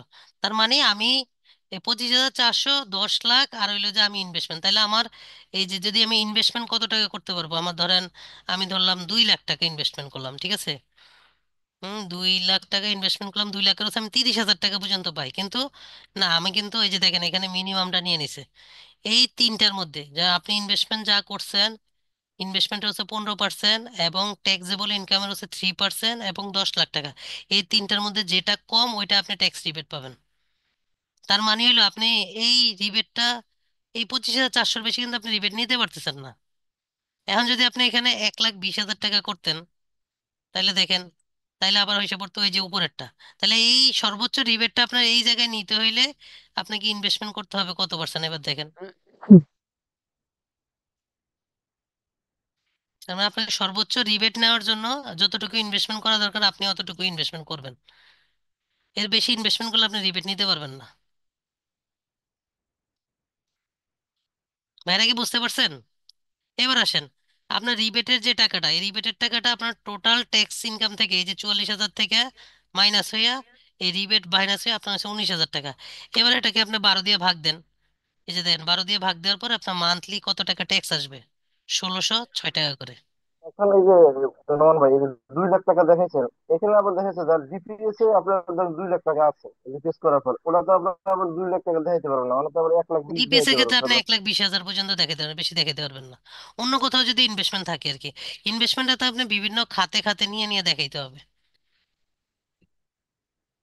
আচ্ছা, তার মানে হচ্ছে আমি খাত যত বেশি করব তত আমি হ্যাঁ, আপনি ডিপিএস ট্যাক্স 1 লাখের বেশি আপনি নিতে পারবেন না। ও আচ্ছা। আর এফডিআর আপনি কি ওই এটা নাকি এটা আলাদা? এফডিআর এফডিআর এফডিআর এফডিআর আপনার ইনভেস্টমেন্ট আন্ডারে পড়ে না, সঞ্চয়পত্র পড়ে। সঞ্চয় করতে হলে পড়বে, এফডিআর পড়বে না? এফডিআর পড়ে না। ওখানে তো বেশি বাড়ায় লাভ নাই, কারণ আমার 3%-এর উপরে তো আর পাইতেছি না। হ্যাঁ, আমি 3% উপরে নিতে পারতেছি এটা। এটা আগে বেশি ছিল, আমাদের 23 সালের ইনকাম ট্যাক্সের আসলে আন্ডারে এটা কমাই দিছে।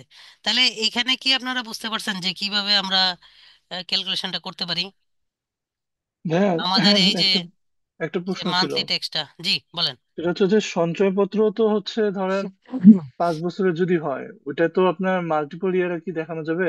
না না, 1 বছরই দেখাইতে পারবেন। 1 বছরই, তাই না? একবারই আপনি রিবেট নিতে পারবেন, 2বার নেওয়ার কোনো সুযোগ নেই। হুম, বুঝছি। তাহলে নোমান ভাই, সঞ্চয়পত্র আমরা 3 বছর মেয়াদে যেগুলা করি, এটা হচ্ছে জি। যে আমি ওই প্রথম বছরটাই পাচ্ছি। হ্যাঁ, প্রথম বছরই আপনি রিবেট পাবেন, পরে আর রিবেট পাবেন না। এই জন্য আপনার যেটা করা উচিত আমি মনে করি আর কি, যদি আপনি রিবেট নেওয়ার জন্য করেন তাহলে ওই যে প্রত্যেক বছরই অল্প অল্প টাকা করে সঞ্চয়পত্র করেন, তাইলে হয় কি প্রত্যেক বছরই আপনি রিবেট নিতে পারতেছেন। একসাথে বেশি টাকা দিয়ে করে আসলে লাভ নাই। আপনার রিবেটের জন্য যতটুকু অংশ, শুধু অতটুকু অংশই আপনি ইনভেস্টমেন্ট মানে সঞ্চয়পত্রে বিনিয়োগ করেন। কোন সময়টাতে করতে হয় আর কি, একটু এই জুনের মাসটা? মধ্যে করতে হবে, জুনের মধ্যে। মানে আপনার জুনে ইনকাম ইয়ার শেষ না, এর মধ্যেই আপনাকে করতে হবে। আচ্ছা, জুনের মধ্যে এর করলে মধ্যে আপনি যে নেক্সট কোনো অক্টোবর দিন থেকে। করতে পারবেন, হুম। যে এটা কোনো দিন যদি করতে পারবেন। সঞ্চয়পত্র জুনের ভিতরে ক্রয় করলো, হুম। করার পরে আপনি বললেন যে এত টাকা আছে, জুন শেষ, সে টাকাটা উড়াইলো, আবার পরবর্তীতে করলো, হ্যাঁ, আবার করতে পারে, কোনো সমস্যা নেই। তাহলে তাহলে তো তো ক্ষতি লস হবে, হবে। সঞ্চয়পত্র তোলা যাবে না। আচ্ছা। সে চাইলে করতে পারে, কোনো সমস্যা নেই। আচ্ছা, এই ক্যালকুলেশনটা কি আপনাদের বুঝতে কোনো অসুবিধা হয়েছে, যে আমার মান্থলি ট্যাক্স ডিডাকশন আসলে কত হওয়া উচিত ছিল? আমরা অনেক সময় আমাদের স্যারকে কোশ্চেন করি, এই কোশ্চেনটা আমরা যদি এভাবে নিজেরা করে নেই, নিজেরাই বলতে পারবো আসলে কোথায় আমার ট্যাক্সটা বেশি যাচ্ছে, এটা একটু আসলে হ্যাঁ, কত বুঝান হয়। তো আমার নোমান আরেকটা ভাই। প্রশ্ন ছিল, সেটা হচ্ছে যে তাহলে এই ক্ষেত্রে যদি ইনভেস্টমেন্ট না থাকে, তাহলে তো পুরো 44,000 টাকাটাই হচ্ছে হ্যাঁ, ট্যাক্সেবল যদি হয়ে আপনি যায়। ইনভেস্টমেন্ট না দেন, দেখেন আমি যদি ইনভেস্টমেন্টকে জিরো করে দেই, দেখেন এই যে পুরো 44,000 হচ্ছে ট্যাক্স এসে যেতেছে। হুম, বুঝতে পারছি। ভাই তাহলে রিবেটের জন্য আমাদের কোন কোন খাত রয়েছে? এই ডিপিএস রিবেটের খাতগুলো সঞ্চয়পত্র। আমি একবার দেখাইছিলাম, আমি তারপর আবার দেখাই।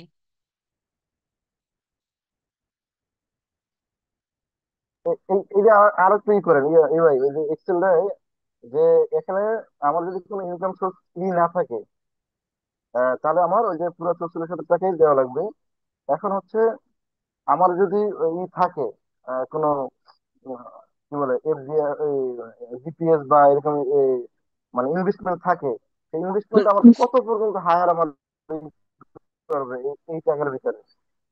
আচ্ছা, মানে আপনার এই 25,000 পাওয়ার জন্য কত পর্যন্ত ইনভেস্টমেন্ট করা দরকার, এই তো? হ্যাঁ, হ্যাঁ।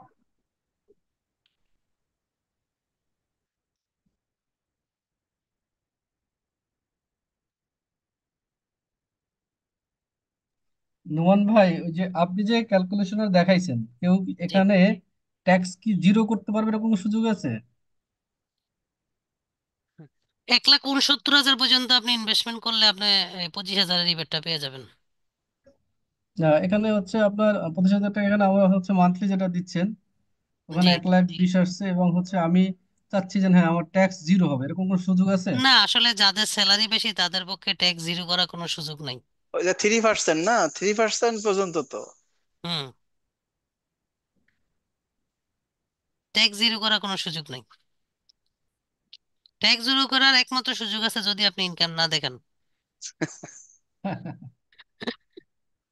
তারপরে আপনি শেয়ার বাজারে এখানে যদি 1,20,000 যেখানে আপনি দেখাইছে না? বিনিয়োগ করেন, আপনি এর বেশি তো নিতে পারতেছেন না। আপনি শেয়ার বাজারেও করেন আর যেখানেই করেন, এটা তো কন্ডিশন দেওয়া আছে, 15%, 3% আর 10 লাখ টাকা, এই তিনটার মধ্যে আপনি যেটা কম ওইটাই রিবেট পাবেন।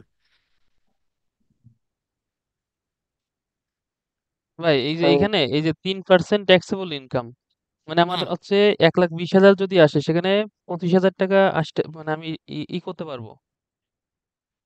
না, 1,20,000-এ তো 3% এত টাকা আসে না।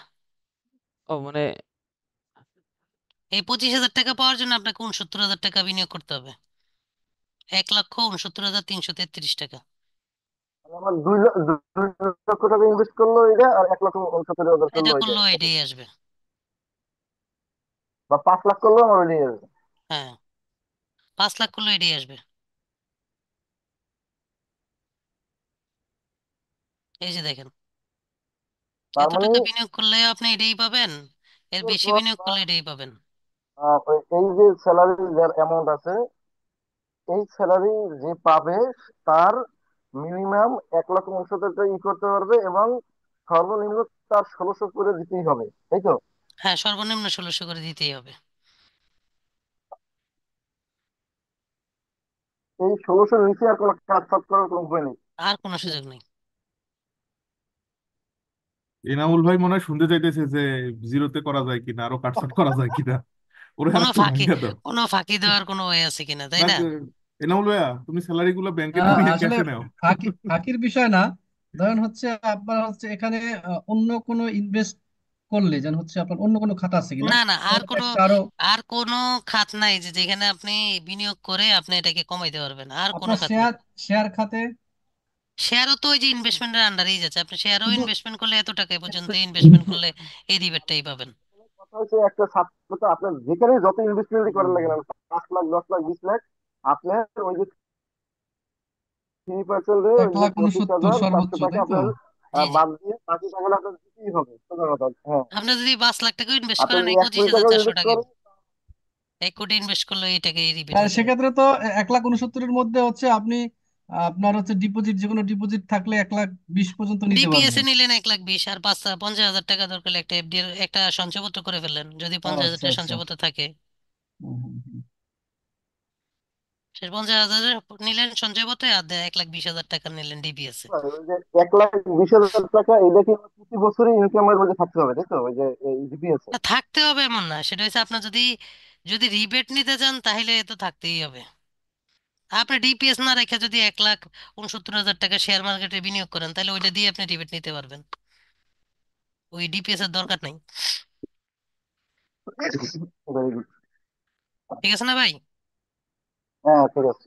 মানে clear। ডিপিএস করতে হবে এমন কোনো ম্যান্ডেটরি নেই, মানে আপনি যে খাতগুলো আছে খাতগুলো যে কোনো জায়গায় ইনভেস্ট করে আপনি এই রিবেটটা নিতে পারবেন, মানে এতটুকু টাকা নিলেই আপনি এই সর্বোচ্চ রিবেটটা পেয়ে যাবেন।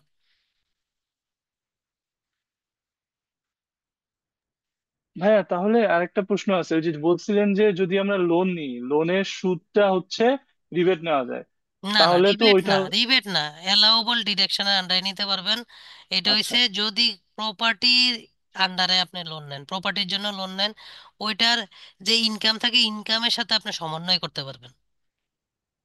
আচ্ছা, সমন্বয় করতে হবে। ওখানে তো কোনো লিমিট নেই, লিমিট আছে যে এত বেশি হচ্ছে নেওয়া যাবে না? না না, আপনার ইনকামের সাথে একটা সামঞ্জস্য থাকতে হবে না, কিন্তু ওইটা তো হ্যাঁ আপনি ওইটাই, মানে ওইটা তো আমি মাইনাস বিয়োগ করার করতে পারবো। মাইনাস করার কোনো সুযোগ নাই, ইনকাম মাইনাস হ্যাঁ করার কোনো সুযোগ নাই। ঠিক আছে, আপনার সেটা ইনকাম ঠিক যদি আছে। ওইখান থেকে 2 লাখ টাকা থাকে, আপনি 2 লাখ টাকা পর্যন্তই ওই ইন্টারেস্ট সমন্বয় করতে পারবেন, এর বেশি সমন্বয় করতে পারবেন না। আচ্ছা, মানে জিরো মানে করা আপনি পসিবল আর কি জিরো যদি করার হয়। কোনো মানে জিরো করতে পারবেন, কিন্তু আপনি আচ্ছা এর আচ্ছা থেকে বেশি নিতে পারবেন না, যে আচ্ছা আমার আচ্ছা ইনকাম বুঝতে কমায় পেরেছি। আনলাম এই ইন্টারেস্ট দেখে, ওইটার কোনো সুযোগ নেই। আচ্ছা ওইটা আপনি ওই যে প্রপার্টির আন্ডারে যদি লোন নেন তখন আপনি এটা মানে সমন্বয় করতে পারবেন, এবং ওইটার ইনকাম থেকেই সমন্বয় করতে হবে, ইনকাম ছাড়া না। আচ্ছা ঠিক আছে।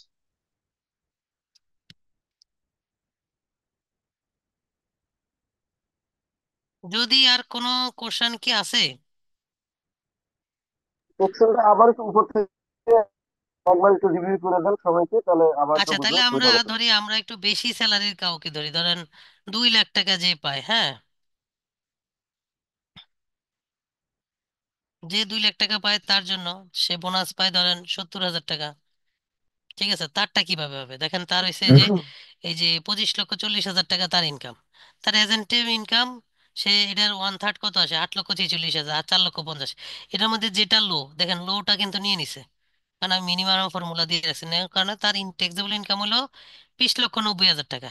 এবার আসেন তার ট্যাক্স ইনকাম হিসাব করবো আমরা, হ্যাঁ, তাইলে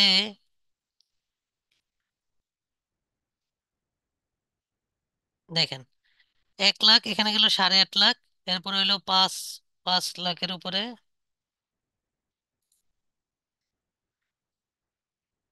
এবার গেল 8.5 আর 13.5 লাখ, এবার আসেন আরো 5 লাখের উপরে 20%,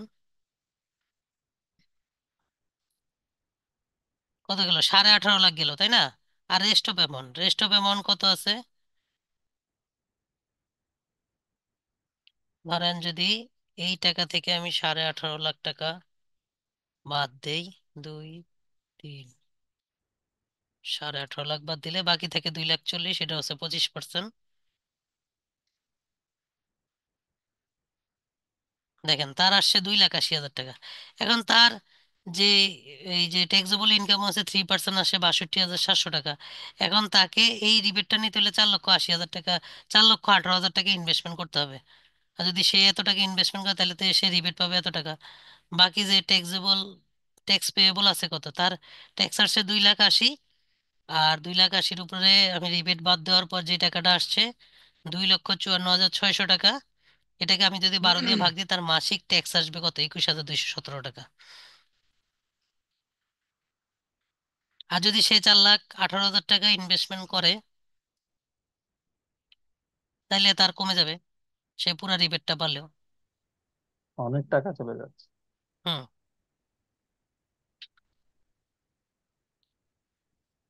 এবার কি সবাই ক্লিয়ার? হুম। এই যারা চাকরি করে ব্যাংকে টাকা নেই তাদের জন্য এগুলো বেশি প্রযোজ্য। ব্যবসা করে এর থেকে বেশি টাকা ইনকাম করতেছে অথচ তারা ট্যাক্স দিচ্ছে না, এরকম প্রচুর আছে।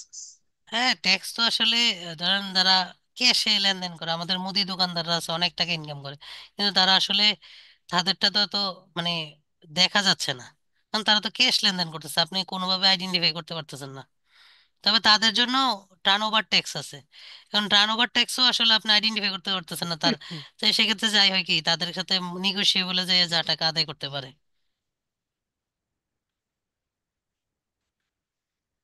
দরকার তো আসলে মুদি দোকানদারদেরকে। হুম। এখন দেখা যাচ্ছে যে ট্যাক্স হচ্ছে উল্টা, যেই লোক ট্যাক্স দিচ্ছে তার থেকেই শুধু নেওয়া হচ্ছে। জিনিসটা আসলে অ্যাকচুয়ালি এমনই, আমাদের ধরেন যারা এই আমাদের বলতেছে কি আমরা বিভিন্ন ট্যাক্সের হার বাড়াবো, ওই বাড়াবো, ওই বাড়াবো, এগুলো না করে আসলে যারা ট্যাক্স দিচ্ছে না বা যারা ট্যাক্স দিচ্ছে তারা একুরেটলি ট্যাক্সটা দিচ্ছে কিনা এইটা যদি দেখে, আমার অনেক কিছু ক্লিয়ার হয়ে যাবে, মানে আমাদের ট্যাক্সের হার আরো বাড়বে। আরো বাড়বে, হ্যাঁ। হুম। এবং আরেকটা হচ্ছে ভ্যাট, সেটা আসলে এটা নিয়ে যে কোথায় জমা হচ্ছে বা কারা নিচ্ছে, কত পার্সেন্ট জমা দিচ্ছে, তারও হ্যাঁ, কিন্তু কোনো ভ্যাটের হিসাব ক্ষেত্রেও নাই। দেখেন যে আমাদের অনেকে ধরেন এই যেটা হয় কি, আমাদের বিভিন্ন জায়গা থেকে 7.5% ধরেন সফটওয়্যার কোম্পানিগুলো অনেক সময় এরকম করে যে আমি হার্ডওয়্যার সেল করতেছি কিন্তু আমি ব্যাটারি রিটার্নে দেখাচ্ছি সব সফটওয়্যার। হ্যাঁ, তো সেক্ষেত্রে যে হয় আমি ব্যাটারি রিটার্ন আনতেছি 7.5%, দিতেছি আমি 5%। তো এইখানেও আমাদের অনেক রেভিনিউ লস হয় আর কি গভর্নমেন্টের। এগুলা যদি আরেকটু জাস্টিফাইবল হয়, তাইলে দেখবেন যে আমাদের রেভিনিউর হারটা আরো বেড়ে যেত, ভর্তুকির হার কমে যেত। হুম, ঠিক এই জন্য বলছো। গভর্নমেন্ট নতুন ভাবে করছে যে আপনি এই যে টার্ন ওভারের উপরে নতুন করে ভ্যাটেরটা তো ঠিক আছে, টার্ন ওভারে হচ্ছে ট্যাক্স বসাই দিছে। হ্যাঁ, অনেক সময় হয় কি আমরা ভ্যাট রিটার্নে সাবমিট করি আমার এই ইনকাম হইছে, আমার সেল হইছে 40 লাখ, ট্যাক্স রিটার্ন আবার ওই যে যখন আমি অডিট রিপোর্ট তৈরি করি তখন আমার ব্যাংকের জন্য দেখাই এখানে আমার হইছে 60 লাখ। তো এই সমন্বয়গুলো যেন ট্যাক্স রিটার্নে যখন যখন ধরা পড়ে এই যে 60 লাখ, এই 60 লাখের হচ্ছে এখন কিন্তু টার্ন ওভার ট্যাক্স বসাই দিছে, যেটা হলো 0.6%।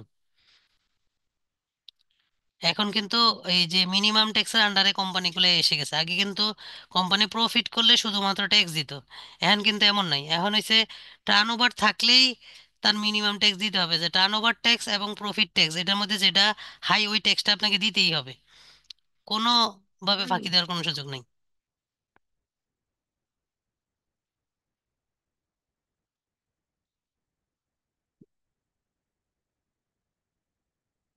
ভাই এবার আর কোনো কোশ্চেন না থাকলে আমরা মনে হয় সেশনটা শেষ করতে, মিঠু ভাই ভাই আছেন নাকি? আমাদের ভাই আমাদের এই প্রেজেন্টেশন স্লাইড আর এই এক্সেল শিটটা আমাদের সাথে শেয়ার করবেন, আর হচ্ছে হ্যাঁ, সঞ্চয়পত্র মানে ওই যে ইনভেস্টমেন্টের ওইটা একটু দেখাতে চাইছিলেন, আচ্ছা ওইটা ডিপিএস আরেকটা এবং দেখাচ্ছি। সঞ্চয়পত্র।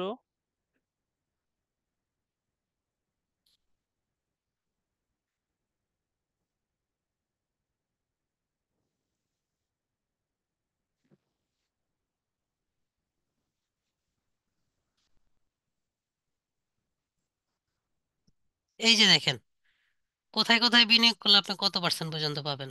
এই যে ডিপিএস দেখেন 1,05,000, এই যে আপনার প্রথম থেকে আবার যদি বলি যে আমাদের লাইফ ইন্স্যুরেন্স প্রিমিয়ার ক্ষেত্রে 10% অফ পলিসি ভ্যালু পর্যন্ত আপনি নিতে পারবেন। যদি আপনার কোনো প্রভিডেন্ট ফান্ড থাকে সেক্ষেত্রে যদি রেজিস্টার্ড হয় সেক্ষেত্রে এটা কোনো লিমিট নাই, ওই প্রভিডেন্ট ফান্ডে যে টাকা আপনি রাখতেছে এবং কোম্পানি দিতেছে পুরোটা হচ্ছে আপনি রিবেট পাবেন। এবং কোনো সুপার নেশন ফান্ড থাকে সেখানেও আপনি পাবেন। সুপার নেশন ফান্ডের মধ্যে আমাদের পেনশন স্কিমটা, ওই যে আমাদের গভর্নমেন্ট থেকে যে পেনশন স্কিম, ওইটাও কিন্তু এটা আন্ডারে চলে যায়। হুম। এরপরে আমাদের এই যে ট্রেজারি বিল বন্ড সঞ্চয়পত্র ডিবেঞ্চার এগুলোর ক্ষেত্রে আপনি 5 লাখ 5 লাখ করে ইনভেস্ট করতে পারবেন, 5 লাখের বেশি আপনি রিবেট নিতে পারবেন না। এরপরে আছে আপনার এই যে মিউচুয়াল ফান্ড, ইউনিট সার্টিফিকেটও 5 লাখ, ডিপিএস এর ক্ষেত্রে 1,20,000, লিস্টেড সিকিউরিটিজ স্টক এক্সচেঞ্জ এর ক্ষেত্রে কোনো লিমিট নাই, এনবিআর চ্যারিটেবল হসপিটালগুলো থাকলে ওইখানে কোনো লিমিট নাই, জাকাত ফান্ড যদি জাকাত ফান্ড ম্যানেজমেন্ট 1/2023 আন্ডারে হয় সেদের ওইটার ক্ষেত্রে কোনো লিমিট নাই, বিলং ফান্ড গ্রুপ ইন্স্যুরেন্সের আন্ডারে যদি থাকে ওইটাও কোনো লিমিট নাই, লিবারেশন ওয়ার মিউজিয়াম থাকে ওইখানেও আপনি যদি কোনো ডোনেশন করেন ওই ডোনেশনের এগেনিস্টে কোনো লিমিট নেই। ওকে, ধন্যবাদ ভাই, বুঝতে পারছি। আচ্ছা নোমান ভাই, জি এই ডিপিএস এর বিষয়ে একটা বিষয় একটু আমি করি। সেটা হচ্ছে ডিপিএস এ 1,20,000। জি এখন সাপোজ আমার একটা ডিপিএস আছে মাসে 5,000 করে, জি তো বছরে হচ্ছে কত, 5 × 12 = 60,000। 60,000। এখন ডিপিএস তো একটা অ্যাকাউন্ট, সেটা জি একটা ব্যাংকের অ্যাকাউন্ট মতো। আমি ওই অ্যাকাউন্টে একবারে এখন এটা আমার বছরে 60,000, আমার 3 বছর মেয়াদি। সাপোজ আমি এটাতে একবারে 1,20,000 টাকা জমা দিয়ে দিলাম এখন অ্যাডভান্স। হ্যাঁ দিতে পারবেন, ওইটা পুরোটা আপনি এবছর নিয়ে দিতে পারবেন, কিন্তু আগামী বছর আবার কিন্তু পারবেন না। আচ্ছা হ্যাঁ, আগামী বছর আমি যদি জমা দিই তাহলে কাউন্টের মধ্যে আসবে। হ্যাঁ জমা দিলেই কাউন্টের মধ্যে আসবে, কাউন্টের জমা মধ্যে না আসবে, দিলে আসবে না। জমা না দিলে কাউন্টের মধ্যে আসবে না। ওইটা আর কি আসবে না, বলতেছে, আমি সাপোজ অ্যাডভান্স জমা দিয়ে দিয়ে ওইটা কাউন্টের মধ্যে ধরে দিলাম, তাহলে কাউন্টের তার মধ্যে কোনো চলে প্রবলেম আসবে। নেই। না না, আচ্ছা ঠিক আছে, এটাই বলছি। অ্যাডভান্সটা আপনি নিতে পারবেন, কিন্তু আপনি অ্যাডভান্স পরের বছর দেন নাই যে আমি আগের বছর অ্যাডভান্স দিচ্ছি, ওইটা অ্যাডজাস্ট করতে পারবেন না। মানে বুঝতে পারছি, ঠিক জি। আছে। ধরুন আপনি 1,20,000 পর্যন্ত আর কোনো কোশ্চেন কি এখান আছে থেকে বা নিতে কোনো পারবেন। কিছু কি আর দেখানো লাগবে?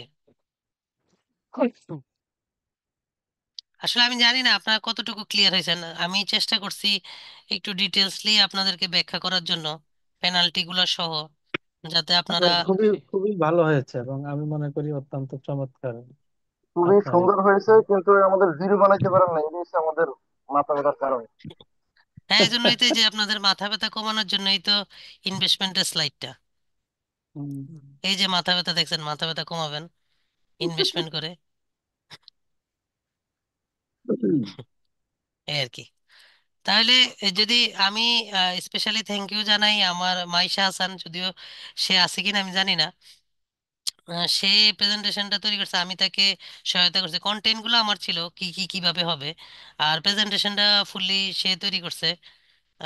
তাকে স্পেশালি ভাবে থ্যাংক ইউ জানাই যে সুন্দর একটা প্রেজেন্টেশন তৈরি করার জন্য।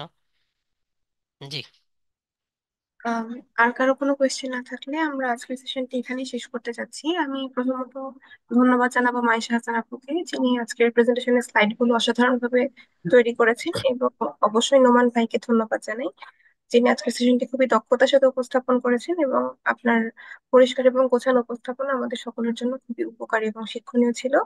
সকলকে ধন্যবাদ জানিয়ে আজকের সেশনটি এখানেই শেষ করছি।